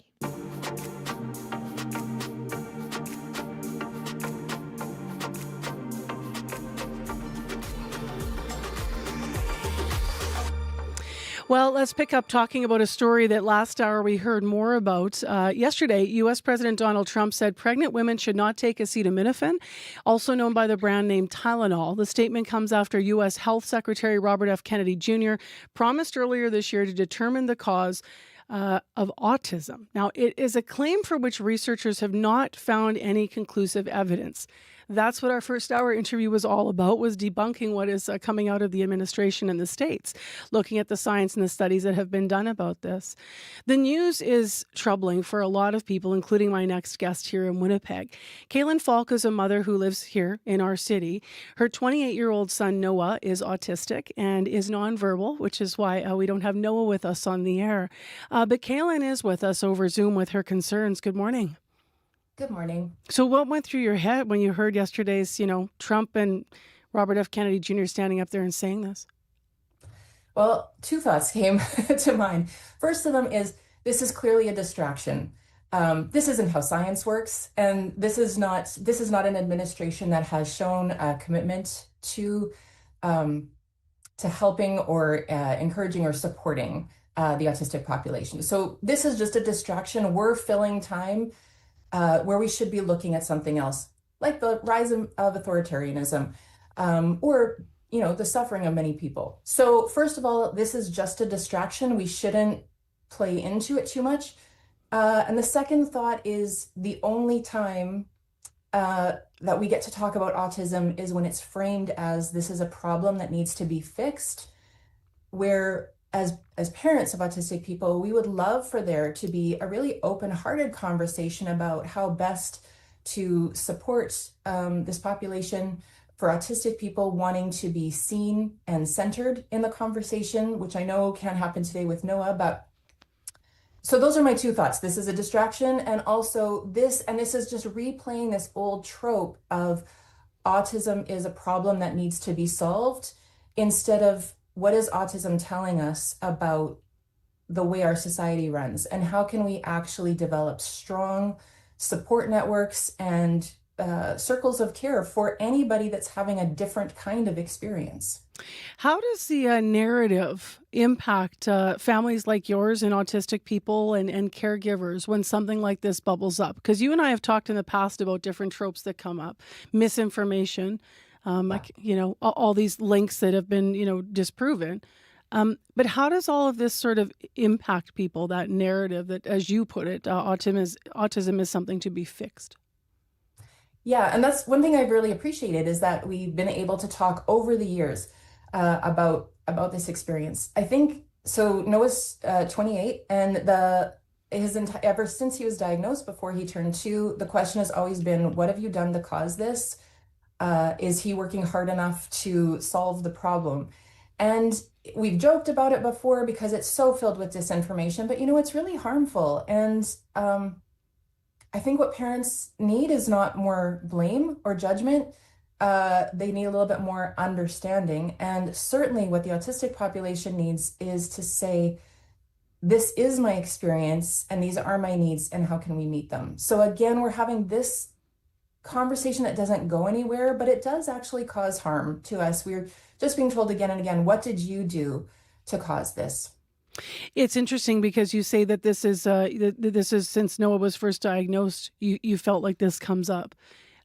Where does that come from? Is it just, you mean in that bigger sense, the societal stigma, or does it really live? Is it something that families like yours with Noah, would have to live every day and confront in your lives? I mean, I think it's just, we're living in a really fear-based society. So anyone that is having a different experience, we've been taught to fear that instead of listen to it. So this is, people who have English as a second or third language, people who are trans, people who are neurodiverse. We're taught to look at that, view that with a lens of fear. So that's one thing. And I think a lot of people, big problems that don't have a solution or that are tricky to figure out, people would love it if there was a simple answer. And so I think what most people are doing is saying, how can I make sure that this doesn't happen to me? Right? Which is, I understand that impetus, but what I'd love is for just a different conversation to happen. What would be top, the headline on that conversation, Kaylin, about, breaking the stigmas, or that different conversation about autism? What would that look like to you? I think it would really look at how do we better support people who are having different experiences? How do we grow and evolve as a society to say, what are maybe some of the gifts that people who are having a totally different experience of their wiring, what's the information that they're giving us? Things that maybe don't make sense, that maybe are just social conventions. That's really helpful information for us. Temple Grandin, who is an autistic writer, talked about if there aren't neurodiverse people in the world, we'd all just be having a social conversation by a campfire. Innovation and technology happens with people who think differently, who have different experiences. So I would love for that to be the conversation of listening to people with different experiences and saying, what can we learn from them? Rather than saying, how can you try more to fit into a box? I was just listening to my interview with Temple Grandin. She was here in studio with us last November when she was through Winnipeg. And I was trying to isolate to have some of that on the air this morning. So we're still going to try to get that on the air this half hour because, as you know, she's such a thoughtful speaker on exactly what you said. Thank you very much for being with us this morning. Really appreciate your perspective. Yeah, thanks, Marcy. That is Kaylin Falk, lives here in Winnipeg. Her son, Noah, is 28. He is autistic. He is nonverbal, so thus was not with us. Also on the air, I do want to mention, though, that CBC has reached out to try to get more voices of people on the air. I never like talking about an issue, of course, without the voice of someone who is autistic to be with us on this story. So we're still trying to have that on the program with us this morning. You can always also weigh in if you're listening to the show and you're saying, I have something to say. I have lived experience. You can call us at 788-3205. And actually just mentioned that Corey popped out to try and isolate a piece of that very powerful conversation we had with Temple Grandin last November here when she came through Winnipeg. And we do have part of that for you now. Now, for those of you who are unaware of who Temple Grandin is, she was born back in 1947. She's an American. She's an academic, an inventor. She's a professor at a university. She lives in Colorado now, but she lives with autism, and her understanding and articulation around autism, people's abilities, the range of perspectives, and what she hopes will be happening to further people's lives and understanding and erase stigma has always been really valuable over the years, because she was one of the first people to really teach the world about what this is. She's also someone that movies been made of her. You might know Claire Gaines played her in a movie, and she has a way with animals, so you might know her from that. But here's a clip of Temple Grandin in conversation with me last November in Winnipeg. I kind of want to encourage the kids that are different, get them out there in good careers. That's what I want to do now. And then just my regular students, they're still teaching at Colorado State University, my regular students, so I want to see them get into good careers they're going to love. I've taken book money and speaking money, and I've used it to put master's and PhD students through school. I have 23 students who've got master's degrees, PhDs with me. I got 3 PhD professors now doing animal behavior research, encouraging the younger generation, helping them to get out and do things, because we need to figure out how to solve problems. You really are just an incredible person. Every time I've had the privilege to speak with you, it's just I always leave feeling just uplifted, and you do so much work. Did you get a chance to enjoy the city outside of the event yesterday? Yes, we did. We went to the zoo yesterday. I got to see the polar bears, and I learned something about polar bears. What'd you learn? They love romaine lettuce. Oh, and I watched them feed them romaine lettuce, and when they ran out of, when they couldn't get romaine lettuce, kale or iceberg lettuce, they wouldn't touch that. But they see this carnivore getting fed big pieces of romaine, and why they love that, and it's a treat, I don't know, but they just have a taste for that. That's Temple Grandin showing a bit of her personality, her love of animals, but also at the beginning there you heard some of what she's doing to further how she teaches in her own career. She is autistic, but also what her hopes are for future students as well, and for future understanding of kids living with autism or feeling like they're, as she put it, quote unquote, different. Just thought we'd play a little bit of that. Temple Grandin was in Winnipeg last November as my last guest, of course, thinking about her this morning as she's reflecting on what is happening with the U.S. administration and their comments about acetaminophen and Tylenol. To brag about it. Hello, Steinbach. CBC News is coming to town for a special live across Canada broadcast with me. I'm Heather Hiscox. It's Thursday, September the 25th at 8 a.m. We hope you'll join us at the Southeast Events Center. We'll have a live broadcast with a national spotlight on Steinbach, followed by a power brunch and a special Q&A session. So visit cbc.ca/Manitoba and go to the community section to learn more. Welcome to Lilith Fair. In the late 90s, a groundbreaking all-female music festival emerged, led by Canadian artist Sarah McLachlan. Promoter said, you can't put 2 women on the same bill. People won't come. And it put a huge fire under my butt to prove them wrong. Representation for women in rock music wasn't there. And worse, you're being pitted against each other. Lilith became a freight train. Catch the documentary that chronicles a pivotal moment in music culture. Watch Lilith Fair, Building a Mystery, for free on CBC Gem. 7:25 a.m. on 89.3 FM, 9:90 a.m. on the app and YouTube. I'm Marcy Marcusa. Thanks for joining us on this Tuesday morning and making time for us. Our live crew, Brad Lillies, Abby Adeyemi, and Corey Funk behind the glass. All right, let's find out what they're doing to the CFL and to our football game in this country. Scott Regehr joins us with Morning Sports. Hi. Hey there, Marcy. Okay, so what do you make of these major rule changes announced by the CFL yesterday? I think for the most part, from where I sit anyhow, they're positive developments. For instance, right now, teams earn that single point, Marcy, for missed field goals when they sail through the end zone. I've always wondered why failure has been rewarded in that instance, and going forward, it will not be. Then there is the safety element. The goalposts are going to be moved from the goal line to the back of the end zone, which means, among other things, receivers won't have to worry about running into them anymore. That's positive. And finally, there's the shortening of the field by 20 yards. That is a shorter distance then to cover to score touchdowns, which is what the new Commissioner Stuart Johnson wants to see much more of. BC Lions quarterback Nathan Rourke has scored plenty of TDs under the current rules and is displeased. They will be changing. We have a commissioner who hasn't been here for a year, who's already trying to change the game. And I don't believe he loves football as much as I do, as much as many fans do, as much as people who grew up loving this game. The rule changes, to me, make it sound like we want to be that league down south. And leagues that have tried to emerge to try to be like the NFL haven't existed for very long. The CFL game has existed for longer than the NFL. There's a reason for that. It's unique. The fans love it. I grew up loving this game, and they're changing that. Rourke's voice, Marcy, is one of the top few Canadians to ever play the game's most important position, quarterback. His stance on this matters, and his stance, the one he shares, is shared by many. I know other players are upset that the commissioner did not consult them before announcing these new rules, and many fans online are questioning whether this is just going to be a slippery slope, that there will be more rules to come, perhaps including going from 3 to 4 downs. Given a chance to throw water on that possibility yesterday, the commissioner basically said, never say never, meaning fears over the Canadian Football League looking more and more like an American Football League are warranted. So we'll see where this all goes. On the home front, the Bombers and Bisons, President Wade Miller says the new rules won't change much. Currently, the Bombers, the Bisons, and Valor FC all share Princess Auto Stadium. Miller says that's because lines are painted on the field.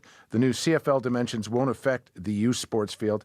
Also, since they have to pull the goalposts out for the soccer games, it will be easy to install a new base for the CFL and keep the existing ones for the Bisons. If they mess with the Downs, this country's going to explode. Ooh, yeah, that's a whole other kettle of fish. Yeah. All right. Troy Westwood's in, former Bomber, in the next half hour to talk about this. Let's go to hockey, preseason game. So a lot of attention on the Jets tonight. Yeah, and specifically on Jonathan Toews, the massive off-season acquisition. Toews is going to be on a line with another newcomer, Gustav Nyquist, tonight against the visiting Oilers. I'll be interested to see how much Toews, who's 37, and because of the effects of long COVID, hasn't played in over 2 years, how much ice time he gets tonight. And remember, they're not just bringing him in because he's from Winnipeg, he's won 3 Stanley Cups, and he's just got that marquee recognition. They're bringing him in because with Adam Lowry out, recovering from hip surgery, probably not back till mid-November, in terms of centerman depth, Jonathan Toews is going to be relied upon. So it all gets started tonight as he makes his debut in front of the home fans, and I'm sure he's going to get a warranted ovation. And let's finish with rugby, where a Canadian is up for a prestigious award. Yeah, that's Victoria's Sophie de Goody, who's been nominated for World Player of the Year. It'll be doled out this weekend when Canada faces England in the World Cup final. Her coach, Kevin Rouet, was asked what makes de Goody so special. Sophie is a very good rugby player. She's good at finding those gaps around the breakdown, not just carrying, and she's also a goal kicker. So it's just like she's a very complete rugby player, so that's why you can use her in multiple ways. De Goody's a bit of a unicorn, Marcy. She's tough enough to play in the scrum, fast enough to run with the ball, and skilled enough that she's also the taker of Canada's goal kicks. If she was a soccer player, I think you can make this comparison. She's a bit like a goaltender that also is responsible for her team's free kicks. So diverse skill set. Meantime, baseball, another huge night for the Blue Jays fans, and not just because it's the final loony hot dog night of the season. Toronto hosts Boston, Marcy, with a chance to shrink its magic number to win the AL East to just 3 games. There was so much ballyhoo when the Jays clinched a playoff spot over the weekend, but really, it wasn't that unique an achievement.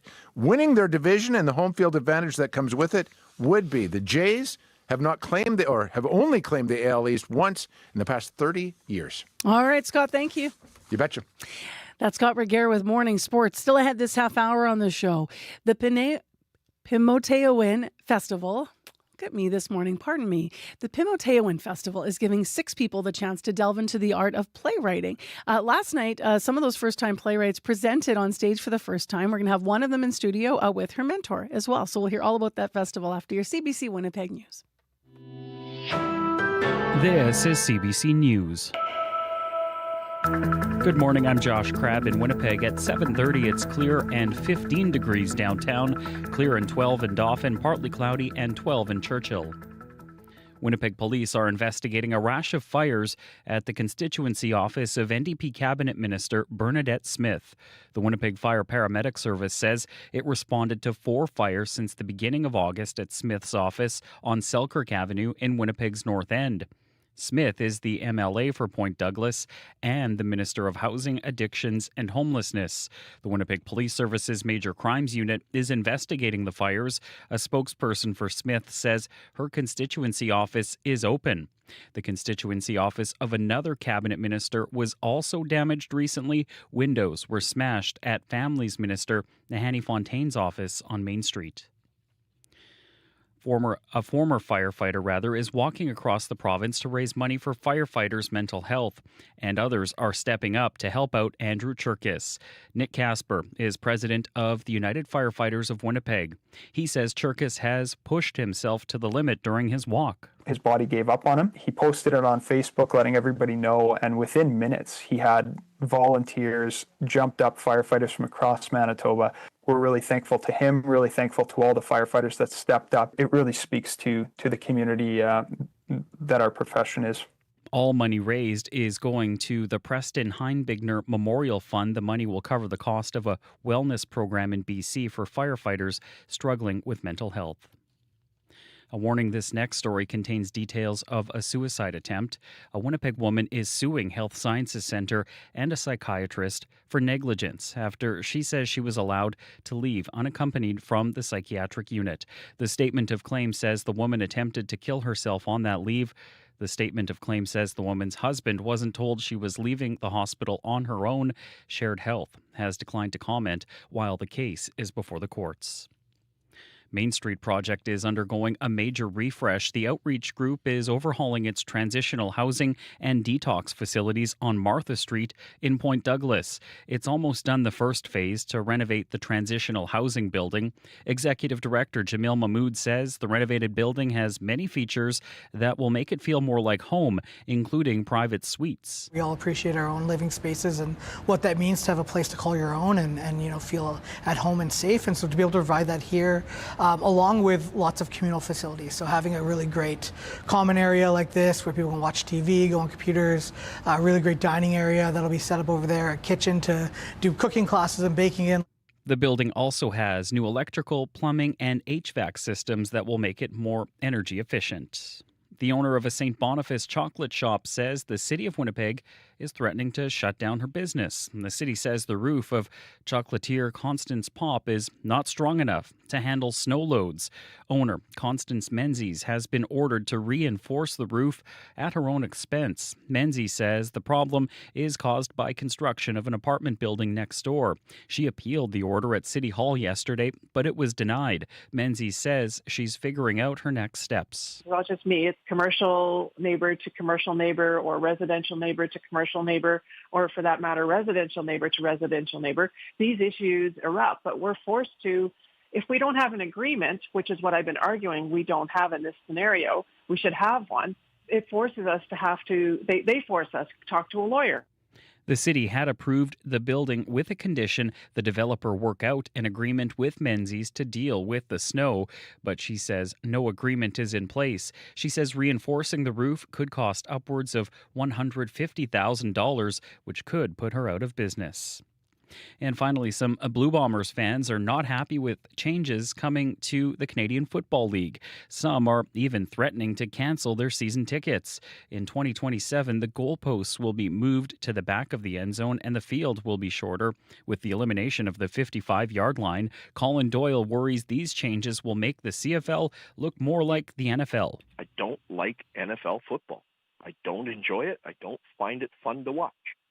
So why would I suddenly be paying for my season tickets here to see another version of the National Football League. I won't. And I informed my ticket agent today that if these rule changes do go through like this, I will be canceling my season tickets to the Winnipeg Blue Bombers.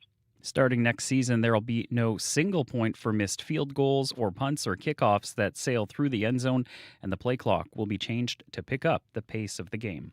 That is the CBC News from Winnipeg. Your next local news is at 8:30. That'll be interesting, the play clock changing. We haven't talked about that one yet, Josh, because I think people know, like, obviously baseball, they did that, but that's just affecting the pitcher who's pitching faster. Not just, but that's how that game speeds up. But this will be like, when you see those line changes, they have to stand in a different place now so they can get on field faster, because that'll be significant.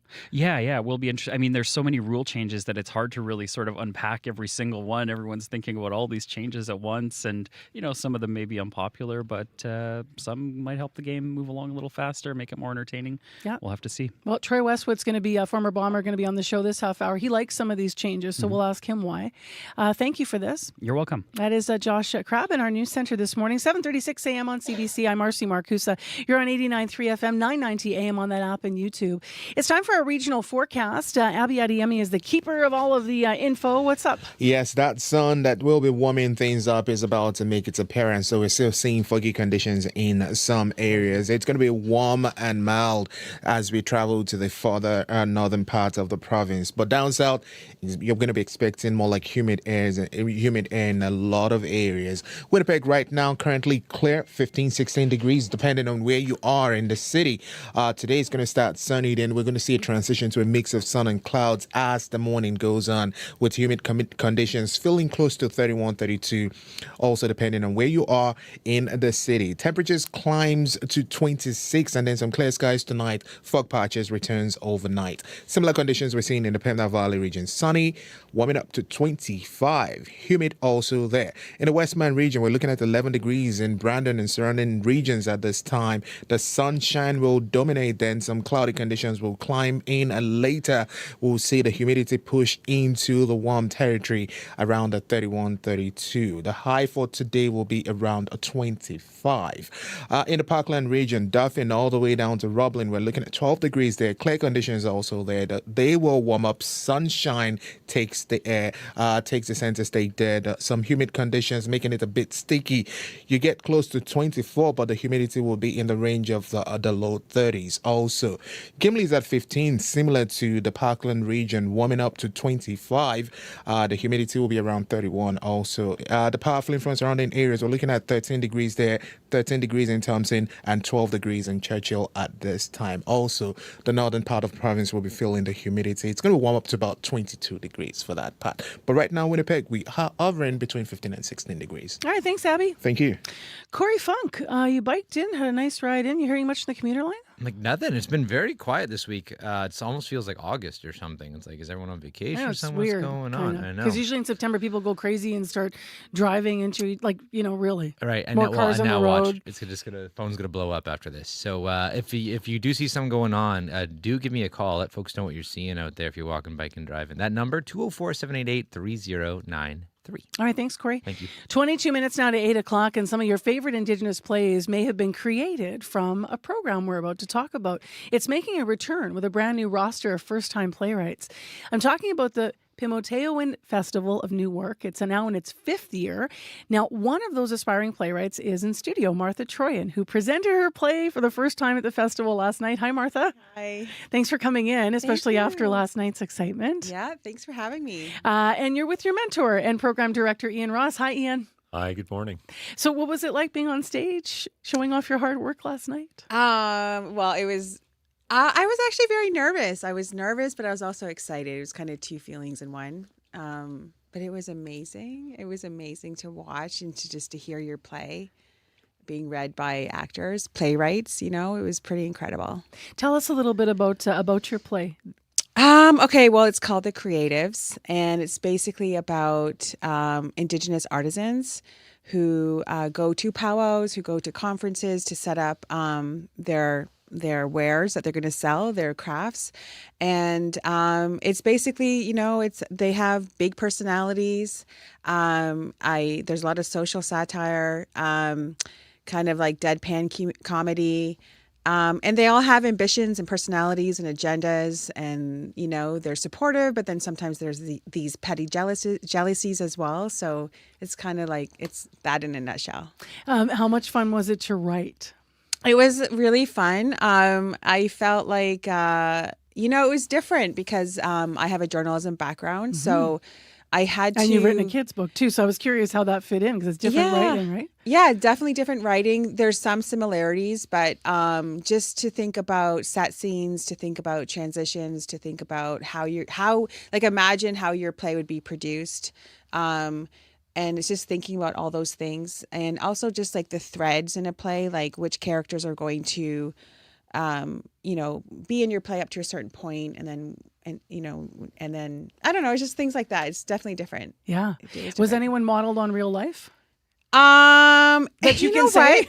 It was modeled on like a lot of different things. The answer is yes, but it's also modeled. Like I grew up on inappropriate television as a child, and we watched a lot of sitcoms with no parental oversight. And so It was the 80s, probably. It was, yeah, exactly. I'm an 80s kid. Yeah. And so we all grew up with a lot of, it's a very nice way of saying that, actually, by the way. Yeah. Growing up with a lot of inappropriate television.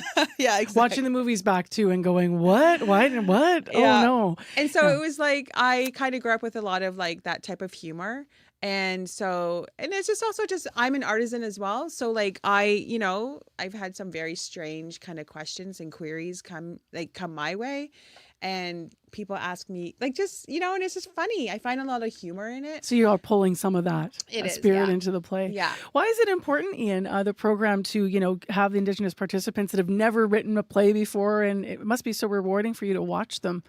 Well, you just heard why it's important, right? But also, it's I'll say this, and this sounds kind of I don't know. I don't care how it sounds really. Okay. Good. MTC, our MTC in Kelly Thornton, in kind of creating this program with me.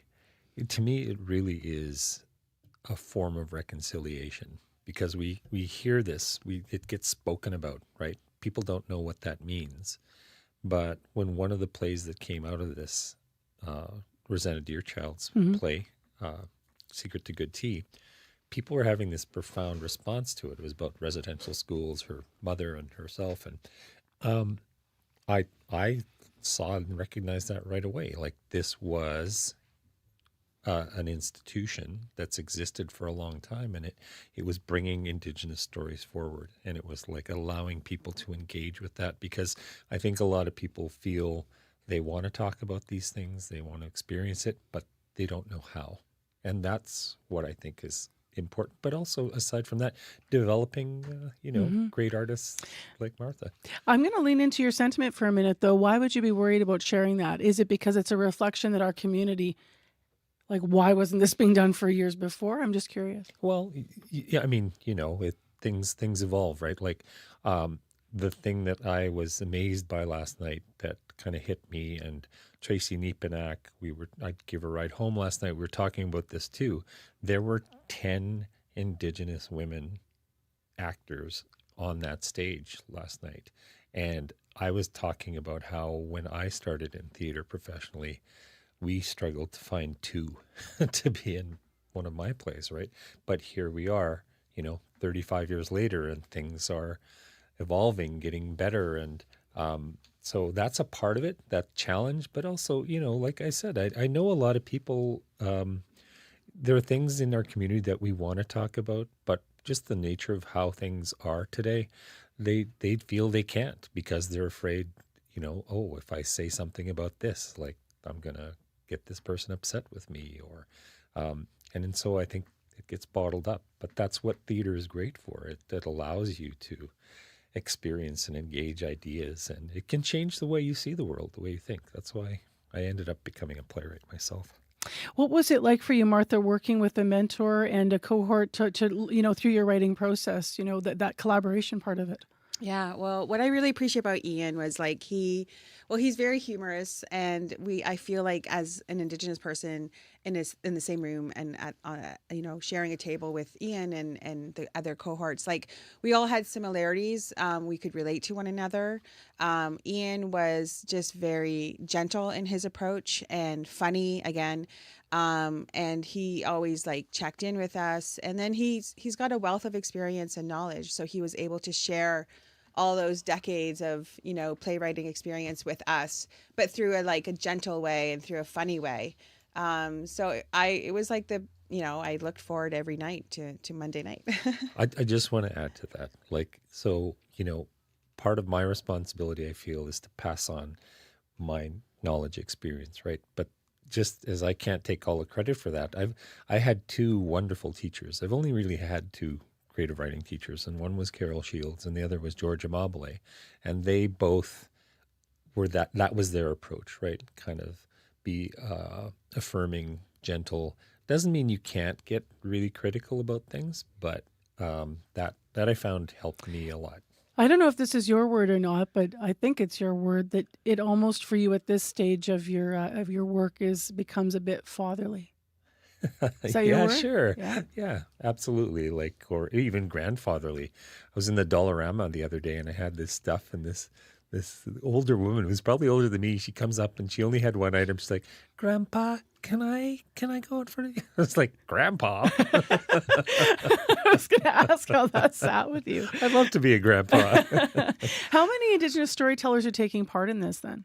We do cohort of 6, Mhm. and so there were 6 this past year, and we just had we have an online application process through the RMTC website, and we just got a bunch of applications. Originally, though, with the first year we did this, I chose the people that were to be a part of it, and Got so it. we encourage people to apply, and part of this too, Marcy, was that I noticed there was not enough of what I'll call a critical mass or capacity around our stories, because, and this is something Martha can speak to too, there still aren't enough, I'd say, of our storytellers that are experienced that can do this, and there's a big need. People want to hear our stories right now because, I always argue, Indigenous stories and identity are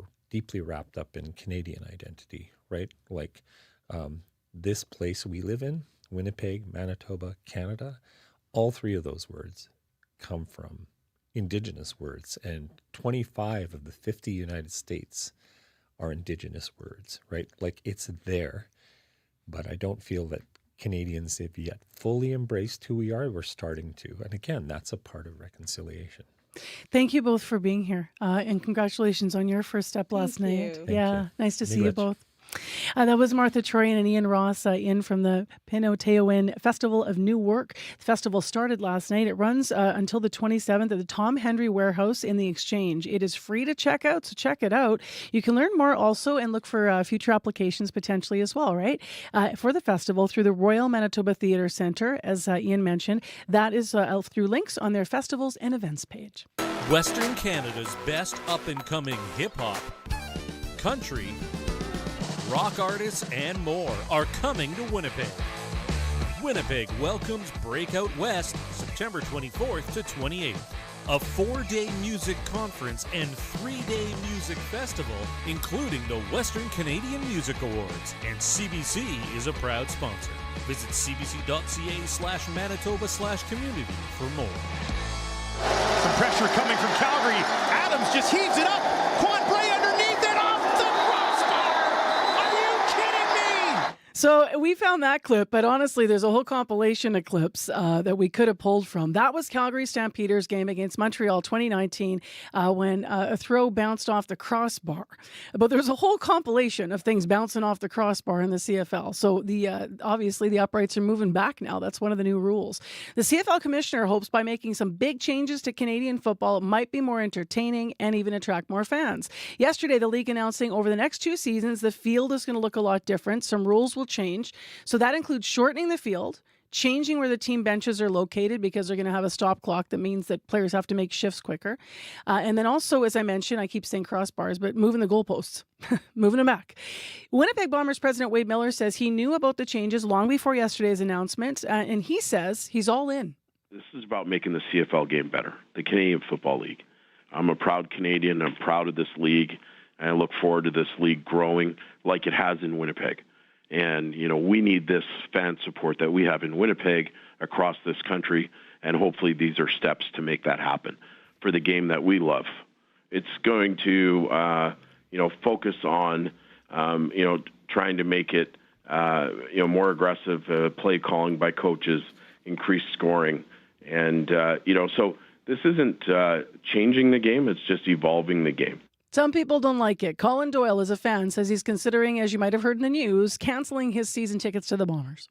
The rule changes themselves, they're being proposed by people that from the outside, it looks like they just don't understand the Canadian game in the first place. And I'm kind of baffled by that. All of this is designed to make our game closer to them. So what are we going to be, a feeder league for the National Football League? I, for one, am not interested in that. I don't like NFL football. I don't enjoy it. I don't find it fun to watch. So why would I suddenly be paying for my season tickets here to see another version of the National Football League? I won't. Former Blue Bomber kicker and punter Troy Westwood is with us this morning via Zoom. He says for years he's watched from the sidelines as several CFL teams in the league lost money, and he says it's time to shake things up. Good morning, Troy. Morning. How you doing? Good. So why don't we start with a criticism of this becoming more like the American game? What would you say to that, people that are fearing that? I understand that perspective most certainly. And I think if you take a step back and even if you support these moves, moving the uprights and making the field the same length in 100 feet and 100 yards as the NFL game is, sort of sets the table to, if necessary, and things don't straighten up for the organizations, like 7 of 9 of the teams have lost money over the last number of years. And they're bleeding money profusely. So something needs, you can't just, I don't think the CFL can just sit stagnant and wait and try and do things in any other way except what they're in a provocative manner as they're doing right now, to try and find some way to infuse some more excitement and interest in the league. So something needed to be done here. And I know that some of the traditionals will take offense to it. I also think that when we're from the prairies and we're from Manitoba, Saskatchewan, we kind of live in our own little bubble and think that how much we love the game and the support that is generated is shared right across the nation. For the last 10 years or so, the Toronto Argonauts have averaged 14 or 15,000 people a game. BC, in the last 2 years only, have averaged over 20,000 per game. So there is waning interest that has been there for a long time outside of the prairie provinces. And I think the league is taking steps that are necessary to, as Wade just said, they're trying to infuse some more interest in the league. Mm-hmm. And you're right. You're talking about that prairie bubble and our sensibility. I mean, the Blue Bombers and the Rough Riders, often the only 2 profitable teams. I think last year's stat was they were the only 2 profitable teams. Yes. I guess CFL Commissioner Stuart Johnson also said, and I just want to go right to the big question here. It's not on the list this year, but the commissioner said he won't say never to 4-down football. So is that a step too far for you, or would you say that if we want the league to survive, nothing should be off the table? I think that if the league cannot find ways to generate interest in the out east, that eventually that would be the final step taken to try and salvage the CFL in some way. That would be like aligning itself somehow with the NFL. I think most folks see that as a sort of a suicide step for the league, but desperate times call for desperate measures. And if the league owners continue to just lose their shirts, sort of thing, that would be something that a measure that would need to be taken. Interestingly, it's very neat here because there is not a single player in the CFL who doesn't or didn't dream of playing in the NFL. There's not a coach that didn't dream, or maybe except for Mike O'Shea because he's so doggone Canadian, but all the coaches would love to jump to the NFL. All the officials in the CFL would love to jump to the NFL. All the kids playing on the playgrounds and stuff like that probably dream of being a Blue Bomber and things of that nature, but they also have this larger dream. Hey, if I could make the NFL, that's the ultimate thing. Yeah. Out in BC, they play four-down football because they are aligned with the American colleges and stuff like that. So yeah, I think it could happen. There's a bit of a get real moment, as you say, around the viability of the league and profits in your perspective. I want to ask you about being more entertaining. So let's pick one of the rules here. So the Rouge, which, by the way, I had to Google why is it called the Rouge. I think back in the day it was a red flag involved, and so they looked at it. It was Red Rouge.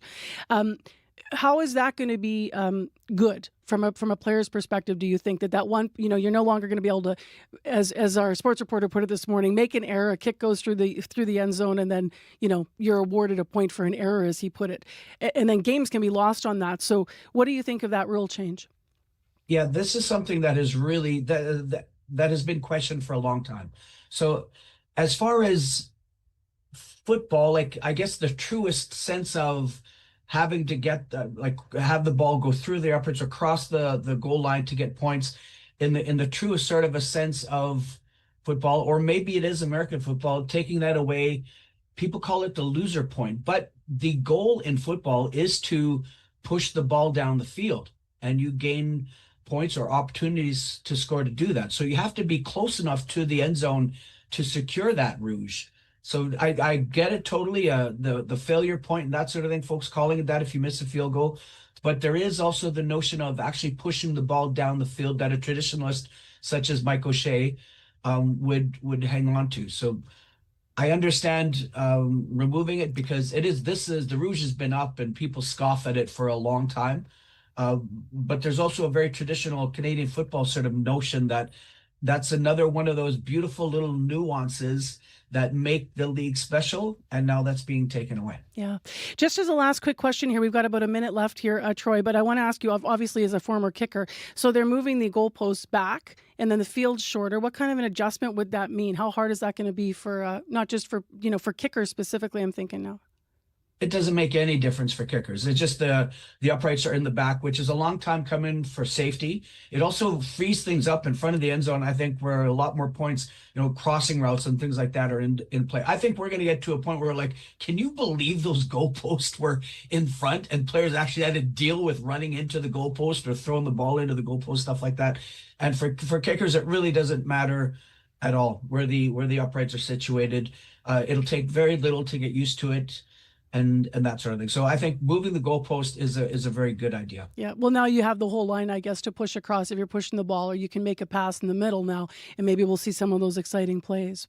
For the old timers, there was a huge game. We played the Baltimore Stallions. I think it was in the '94 era or so. Gerald Wilcox was cutting across the field. It was a cold, brutal day, a real tight game. Matt Dunnigan, he's got him wide open, throws to hit him for a touchdown. Bing, off the upright. So it does come into play in a negative way sometimes. All right, Troy, thanks for your insight. Appreciate it.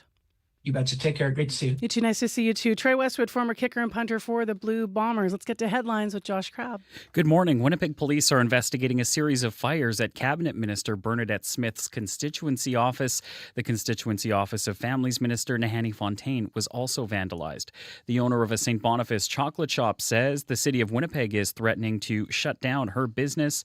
The owner has been ordered to reinforce the roof of her chocolate shop at her own expense, and a former firefighter is walking across the province to raise money for firefighters' mental health. All money raised is going to the Preston Heinbigner Memorial Fund. Your next local news is at 8:30. Still ahead, some Winnipeggers unhappy with changes in transit. And I'm not saying that they should replace back every stop that they took out, but they really have to kind of go through with a bit of a comb and look, okay, here's a spot that it makes sense to have it. That's a local disability advocate with his response to how Winnipeg Transit changed. We're going to take you to Edmonton after 8. They did a network overhaul in 2021. What worked, what didn't, and how are they looking at Winnipeg's changes? 16 right now, today's high 26 in the sun. Today on Q. The director Akinola Davis made history when his movie My Father's Shadow was the first Nigerian film to be selected for the Cannes International Film Festival. He'll be here to talk about what inspired it and why he's drawn to telling stories about Nigeria's lesser-known history. I think Nigerians are very critical societies, but I like that. Q with Tom Power this morning at 10:30 in Newfoundland, and on the CBC Listen app or wherever you get your podcasts.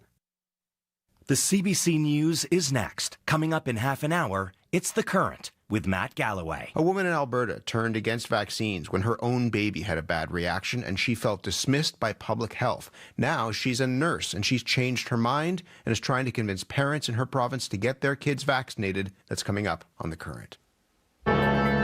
This is World Report. Good morning. I'm Angie Seth. U.S. President Donald Trump will address the United Nations General Assembly this morning, and he may take the opportunity to chastise American allies for their decision to recognize the state of Palestine.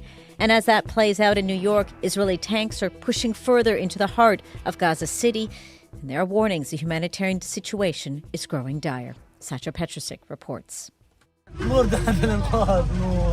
mother of a 5-year-old girl sits crying amid Gaza City's rubble, desperately yelling, "Bring me Noor." The child is buried under a building brought down by Israeli strikes as the neighborhood burns. Artillery has put 2 hospitals out of commission. Many have streamed south to save themselves, like Abdullah Al-Komi and his family of 11.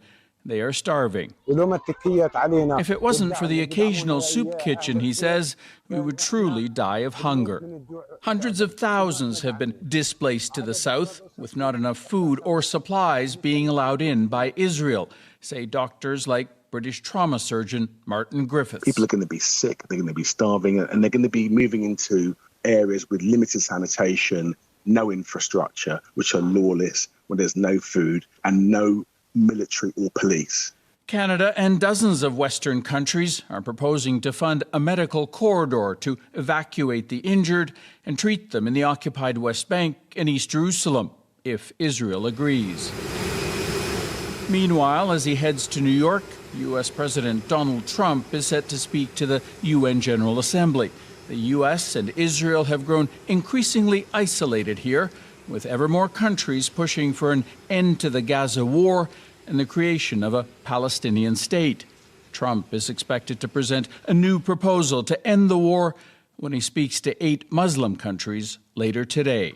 Sacha Petrusik, CBC News, Jerusalem.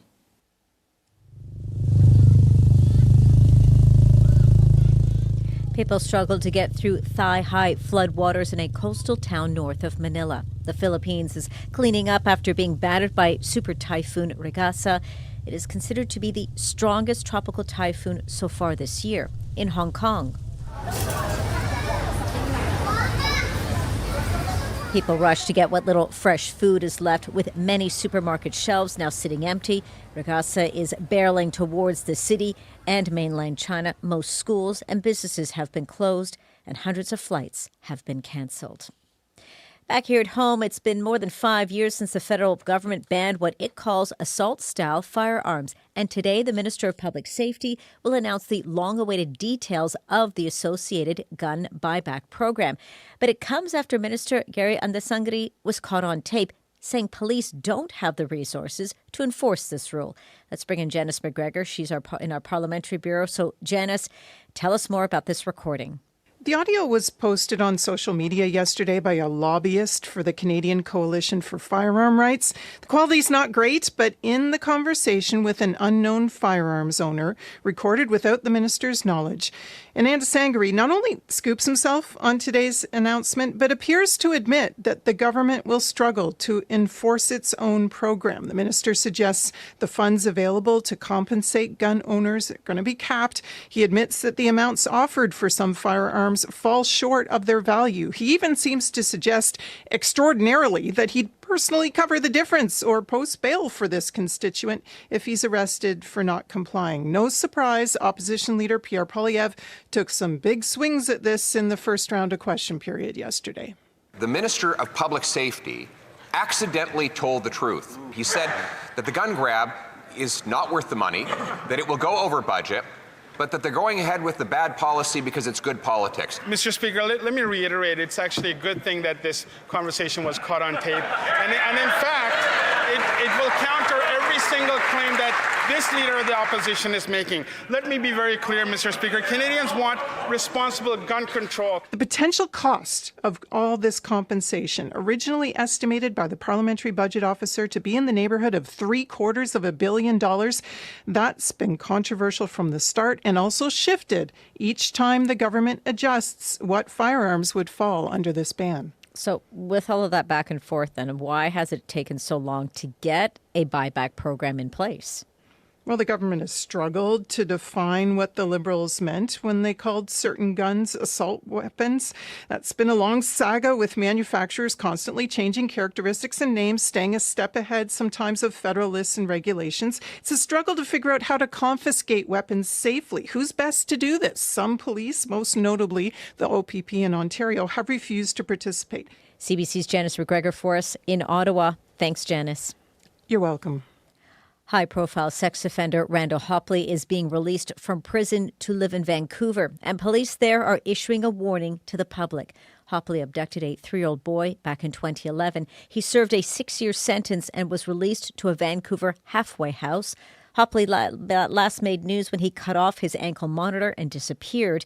He was sent back to prison once he was found. Vancouver police warning that Hopley poses a high risk to the public and could breach his conditions. Aviation leaders are gathering in Montreal for a meeting of the International Civil Aviation Organization. This as Russia is trying to pressure the UN agency to ease aviation sanctions in place since it launched its full-scale invasion of Ukraine. Airspace has been shut to Russian aircraft, and there's an import ban on Western-made planes and parts. Here's more from Briar Stewart. In a working paper submitted to the International Civil Aviation Organization, Russia called the sanctions against it unlawful, coercive measures which compromise flight safety. Since February 24, 2022, Russia says 37 countries have blocked its planes from entering their airspace. Bans were rolled out to try and prevent Moscow from importing Western aircraft and parts. But Andrei Minshinin says it didn't lead to fleets being grounded. He previously worked as an aviation journalist in Russia and is now working in the industry abroad. He says Russian airlines have been able to keep operating because they're sourcing parts from third-party countries. The price of the spare parts would maybe multiply 2 or 3 times. Earlier this month, Washington agreed to lift restrictions on Belarus's national airline after Minsk released 52 political prisoners. Russia is hoping it too can get some sanction relief. Briar Stewart, CBC News, London. More charities are severing ties with the Duchess of York. Sarah Ferguson's relationship with the late convicted sex offender Jeffrey Epstein has been thrown into the spotlight after a number of emails were leaked. Crystal Gamansing reports. What's so damaging about this email is that it actually highlights the cynicism in which she's approached this. Royal biographer Andrew Loney isn't fazed by the latest revelations about the Duchess of York, Sarah Ferguson. The publication, The Mail on Sunday, obtained emails from 2011 between her and Jeffrey Epstein. Loney spent years researching and writing about the Duchess of York, her ex-husband, Prince Andrew, their finances, and links to the late sex offender. What she says in public isn't actually what she feels in private. The CBC has not seen the emails. British media report the Duchess described Epstein as a supreme friend. Within hours of the email surfacing, charities began cutting ties with Ferguson. Julia's House, a children's hospice charity, was the first, saying it would be inappropriate for her to continue as patron. More followed, including the British Heart Foundation, which thanked her for her past efforts. Ferguson, a children's book author, has been heavily involved in the charity world. She's not a working royal, but her volunteer work kept her name in the public sphere, and she still attends royal family events. Just last week, she was seen at the funeral of the Duchess of Kent, along with her former husband, Prince Andrew. A spokesperson for Ferguson said the email was her attempt to diffuse threats of a defamation lawsuit from Epstein. Crystal Gamansing, CBC News, London. Our friend Jimmy Kimmel will be back on the air Disney announced that Jimmy Kimmel Live will return to air. Seth Meyers and Stephen Colbert making the announcement to their late-night audiences. ABC and parent company Disney are reinstating Jimmy Kimmel Live. The show was suspended after Kimmel's comments over the murder of conservative activists Charlie Kirk. Meantime, some ABC affiliates are still refusing to air the show. And that's the latest national and international news from World Report. If you're enjoying the World Report podcast, please follow us and tell a friend. It helps spread the word. I'm Angie Seth. This is CBC News.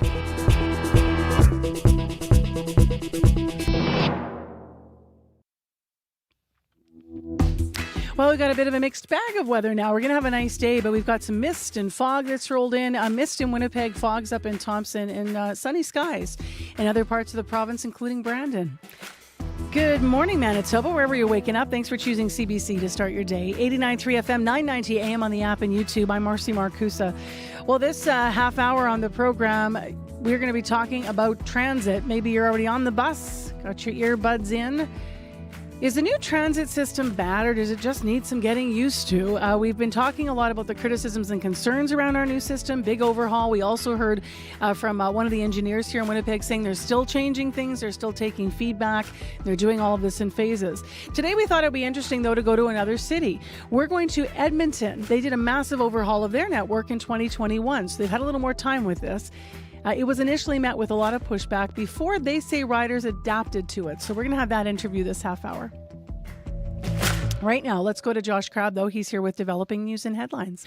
Good morning. Police are investigating a rash of fires at the constituency office of an NDP cabinet minister. The Winnipeg Fire Paramedic Service says it responded to 4 fires since the beginning of August at Bernadette Smith's office on Selkirk Avenue in Winnipeg's North End.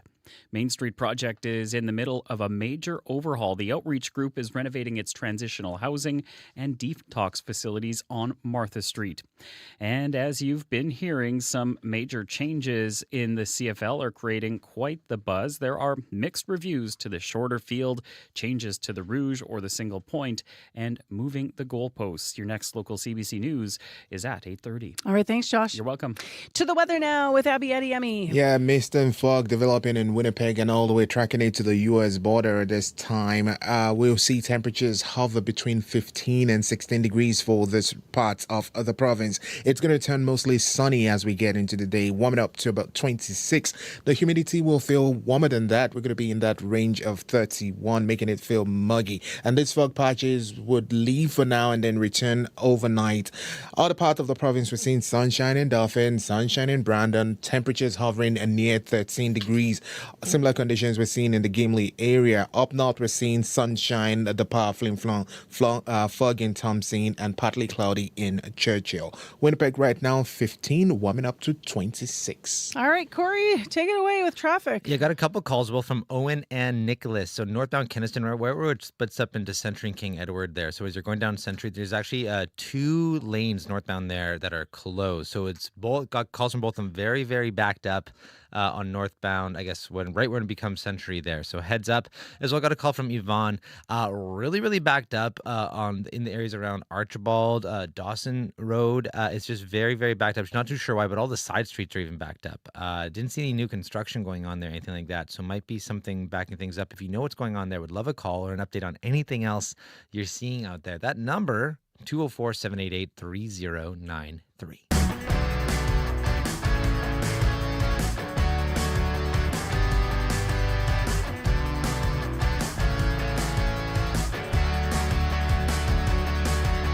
Well, if you're watching on YouTube, you just saw a shot of downtown. Yeah, quite a lot of mist and fog taking tops of the buildings away now. Foggy up there. Let's get into what's happening with the buses. So Winnipeggers, as I mentioned, have a lot to say about our new transit system. From longer wait times to route changes, stop removals, we're hearing that for many, the new system isn't working all that great. Winnipeg Transit launched its biggest ever transit overhaul in a generation in June this year. And it replaced their hub and spoke model with what they call and is known as a spine and feeder system. Now, under the new model, buses follow a grid pattern instead of following winding paths through neighborhoods before heading to downtown.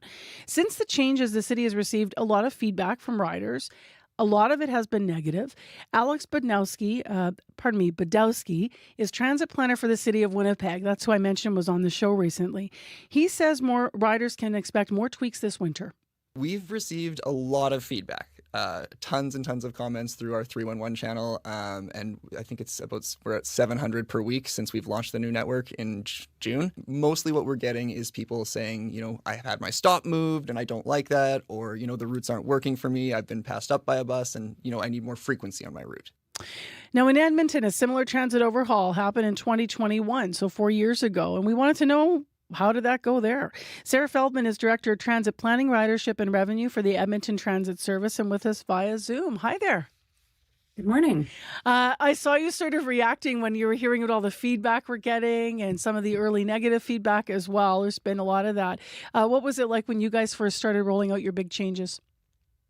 Yeah, some of that is very familiar. We also, very similar to Winnipeg, relaunched an entire new bus network, changed all our bus routes overnight. And we also launched our a large on-demand service in the spring of 2021. So, of course, it was a big change, and we heard lots of feedback from riders. There's some differences and similarities, but definitely can empathize with Winnipeggers and with Winnipeg Transit going through this change right now. It's a big change for sure. What are some of the key similarities and differences just before we look at the systems, because that'll help us understand? Yeah, so in Edmonton we had a network. Hadn't changed in about 30 years, since the 90s. It had grown and evolved with the city, but the city had gone through a lot of growth, and we were preparing to be, a city of 2 million in the future. And we had over 200 bus routes. And so our new network, we reduced the number of routes, and we moved towards a frequent transit network, which in some ways like your primary transit network in Winnipeg. Increased frequency, increased the span of service, so more like evening and weekend service, in a trade-off for walking farther. So we had a slightly longer walking distance to get the bus, with the idea that the trade-off is that once you get to the bus, it'll be more frequent and you'll get to your destination faster. So we reduced the number of routes, we reduced the number of bus stops, and asked for Edmontonians to make that trade-off. All of those things, especially the walking farther, but to the promise of more frequency, very, echoing some of the promises here have been made in Winnipeg for this new system. Did it take some time for people? Like, how long did it take for people to get used to that? Or did you have to move? What did you have to change based on your feedback? Yeah, it's a great question. So one thing I'll maybe preface this by is we launched in April of 2021. Actually, originally we were going to launch in 2020. We had been planning our redesign before the COVID-19 pandemic, and then we pushed it a bit later. But it was still kind of pandemic times. There were still some travel restrictions around certain businesses being open. So our ridership was lower, and so there were fewer riders really impacted immediately. So I think that's a little bit of a different context that we had. It did take some time. We heard a lot from riders right after. And we did, I think, as what we just heard about Winnipeg, we made a few changes in the months after the launch and over the course of the next year and a half. So we made a few tweaks to the network. One example is we heard from some shift workers in the early morning that there were bus routes that just needed one trip earlier. So we adjusted the schedules to add an earlier trip. And this was still within the principles of our redesign. So that was really important. We made changes, but we kept with the philosophy of the new network, with the walking distances, the trying to make routes straighter and more frequent, but just kind of minor adjustments we made throughout the course of about a year. How do riders feel about the transit system now? I'm not sure when you would have last been able to measure, that. Yeah, we do measure our rider satisfaction regularly through surveys. So there's always room to make improvements, but I think the new bus network has settled in well now. It's now just the network. It's now just how Edmontonians move around. And, we credit actually the new network with helping to bring back our ridership post-pandemic. We're about 23% higher ridership than we had before the pandemic. And a lot of that is due to building an attractive service for people to come back to and start using for various reasons.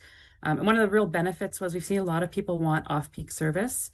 service on the weekends, and we have a lot more of that now than we had before.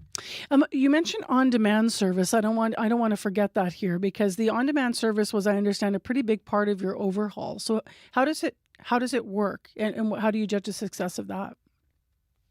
Yeah, so part of our trade-off conversation was there's some neighborhoods that had very low ridership, where we said we can't really justify having a regular bus go through this neighborhood.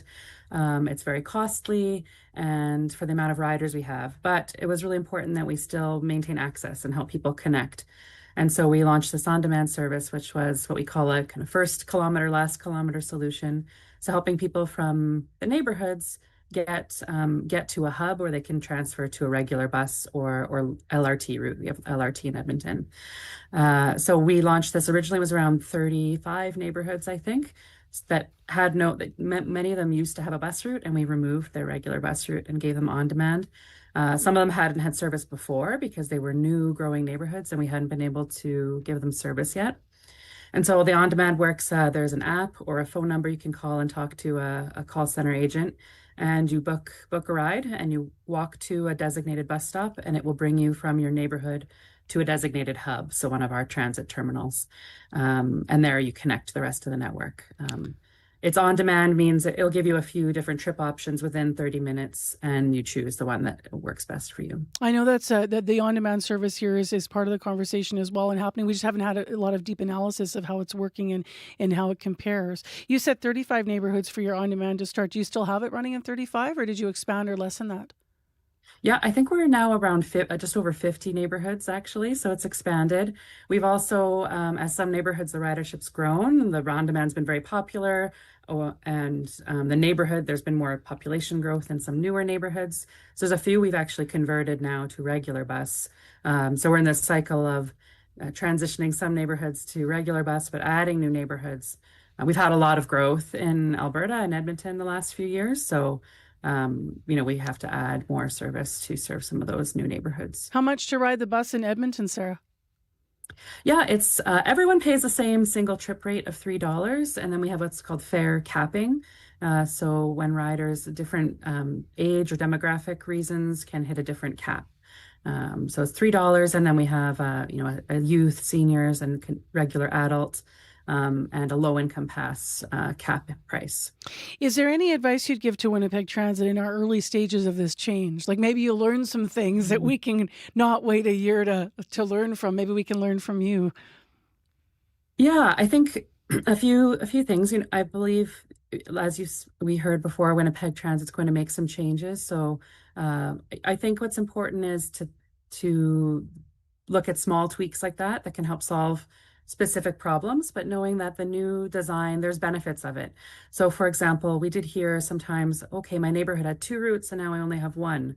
But when we would talk to residents in that neighborhood, they might see that the new route actually now, they never had weekend or evening service before, now they did. So they could get to different destinations more times of the day. So I think, looking at what the service is and how it might be an improvement is important. I know equity was not something we talked about back when we did our network redesign, and we've been doing more of that in recent years. So I think that will be kind of a growing conversation around transit. Equity in what ways? Sorry.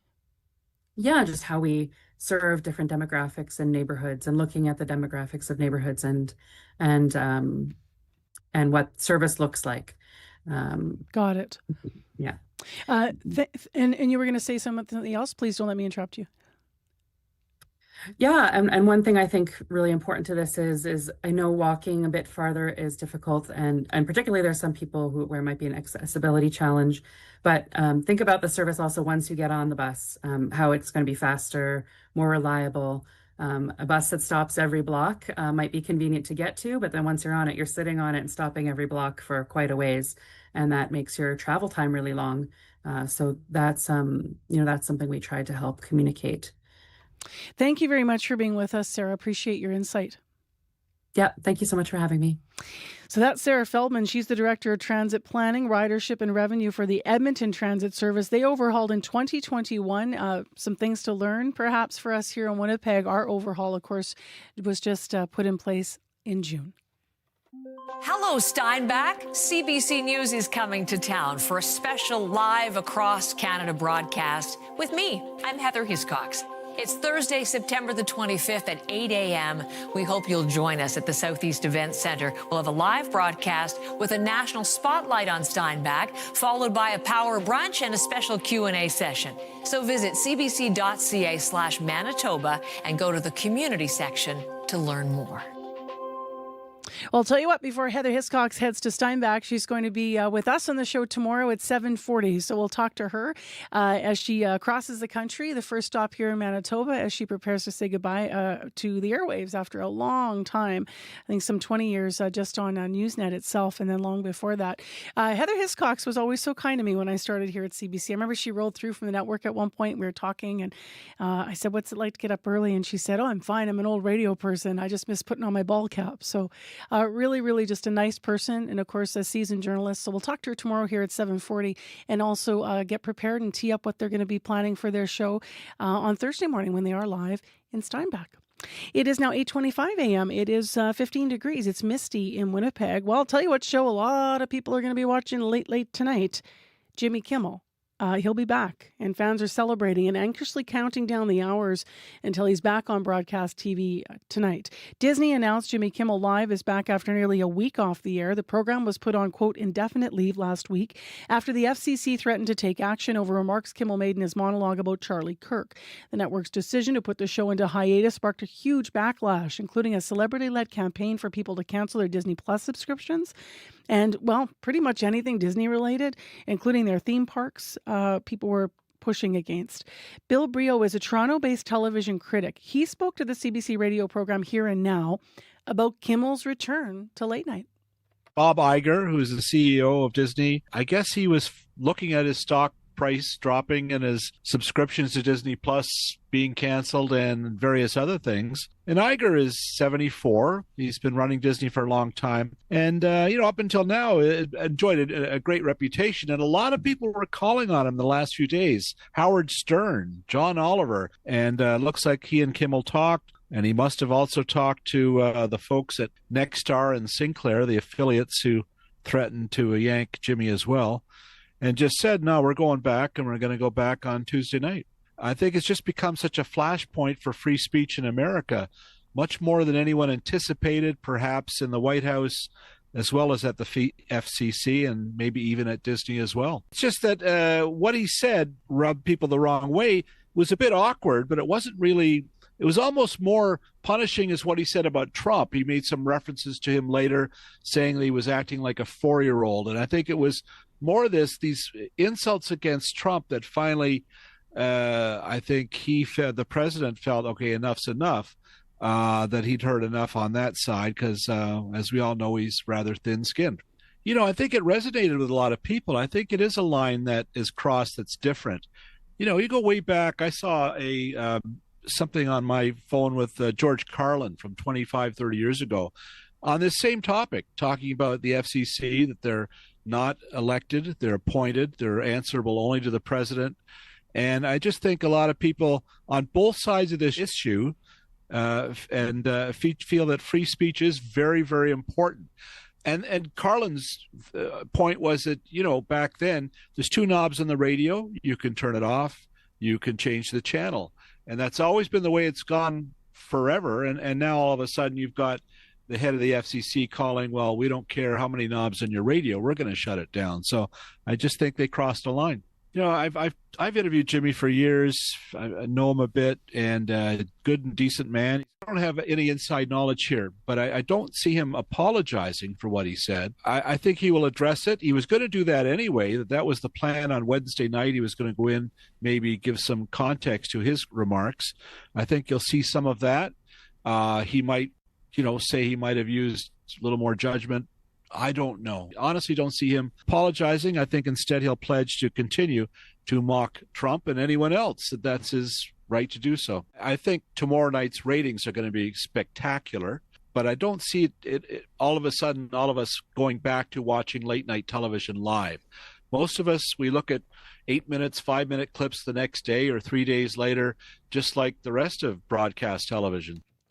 That was Bill Brio speaking yesterday, local Toronto TV critic, about the return of Jimmy Kimmel Live tonight.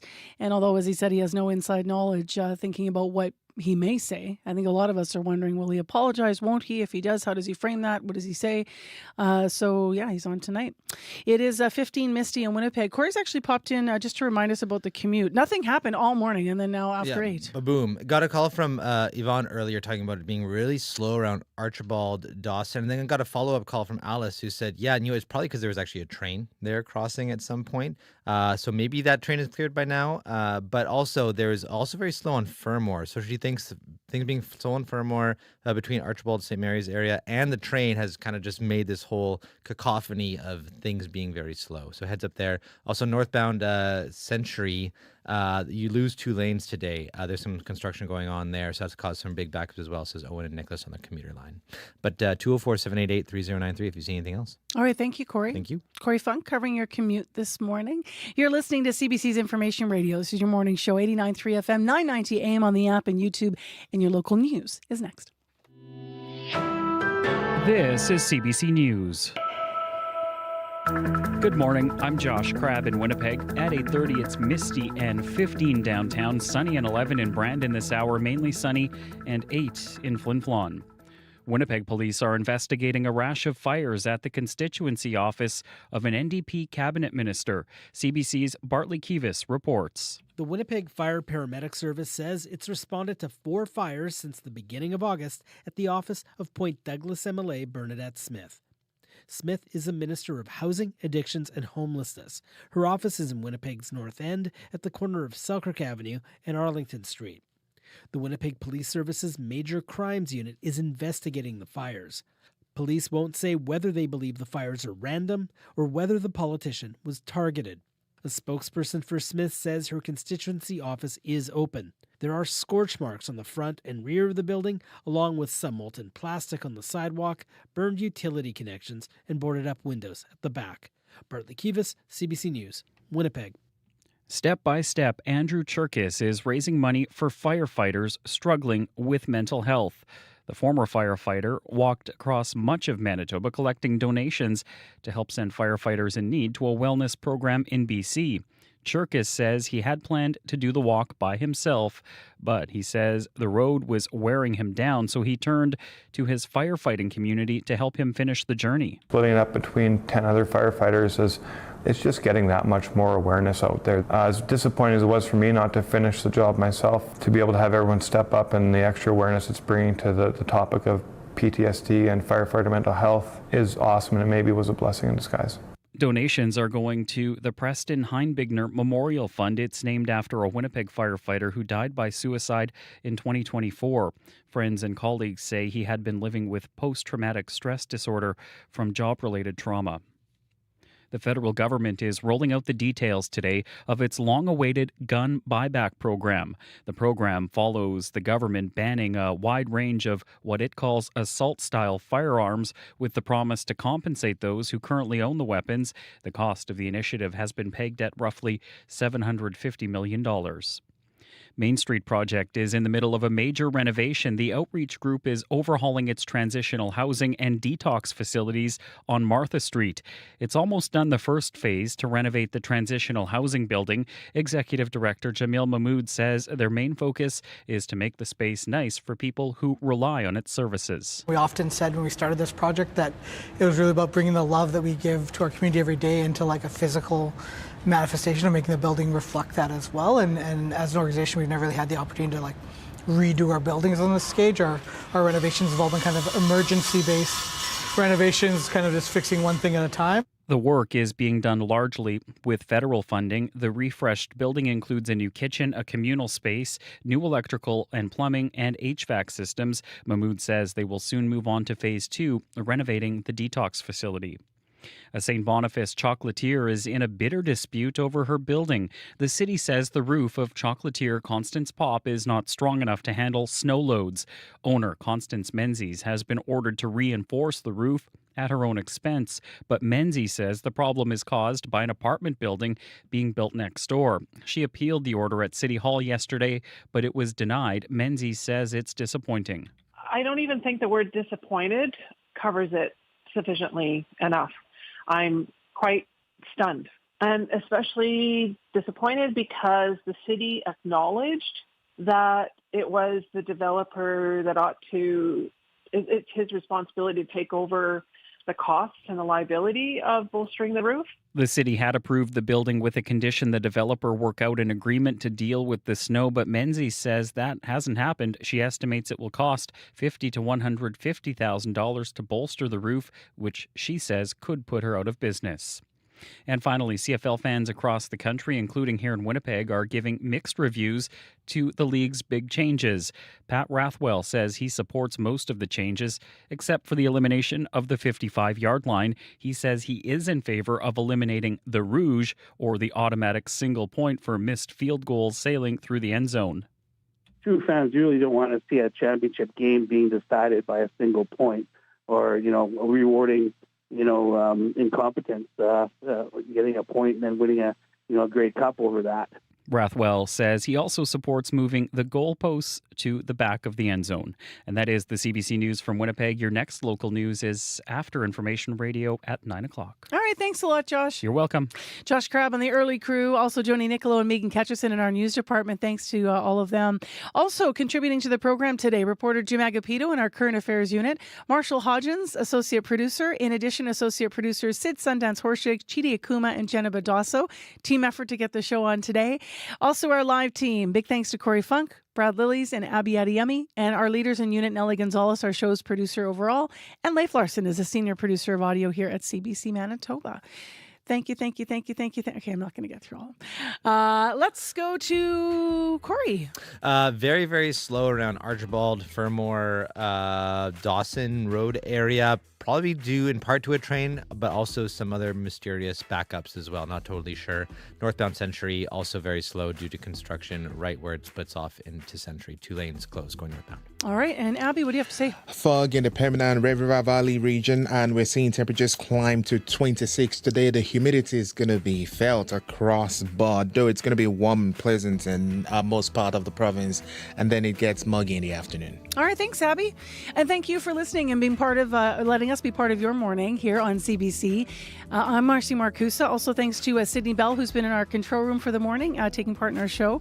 And we hope you all join us again tomorrow for another edition of Information Radio. Take care, be well, Manitoba. The Current's coming up next.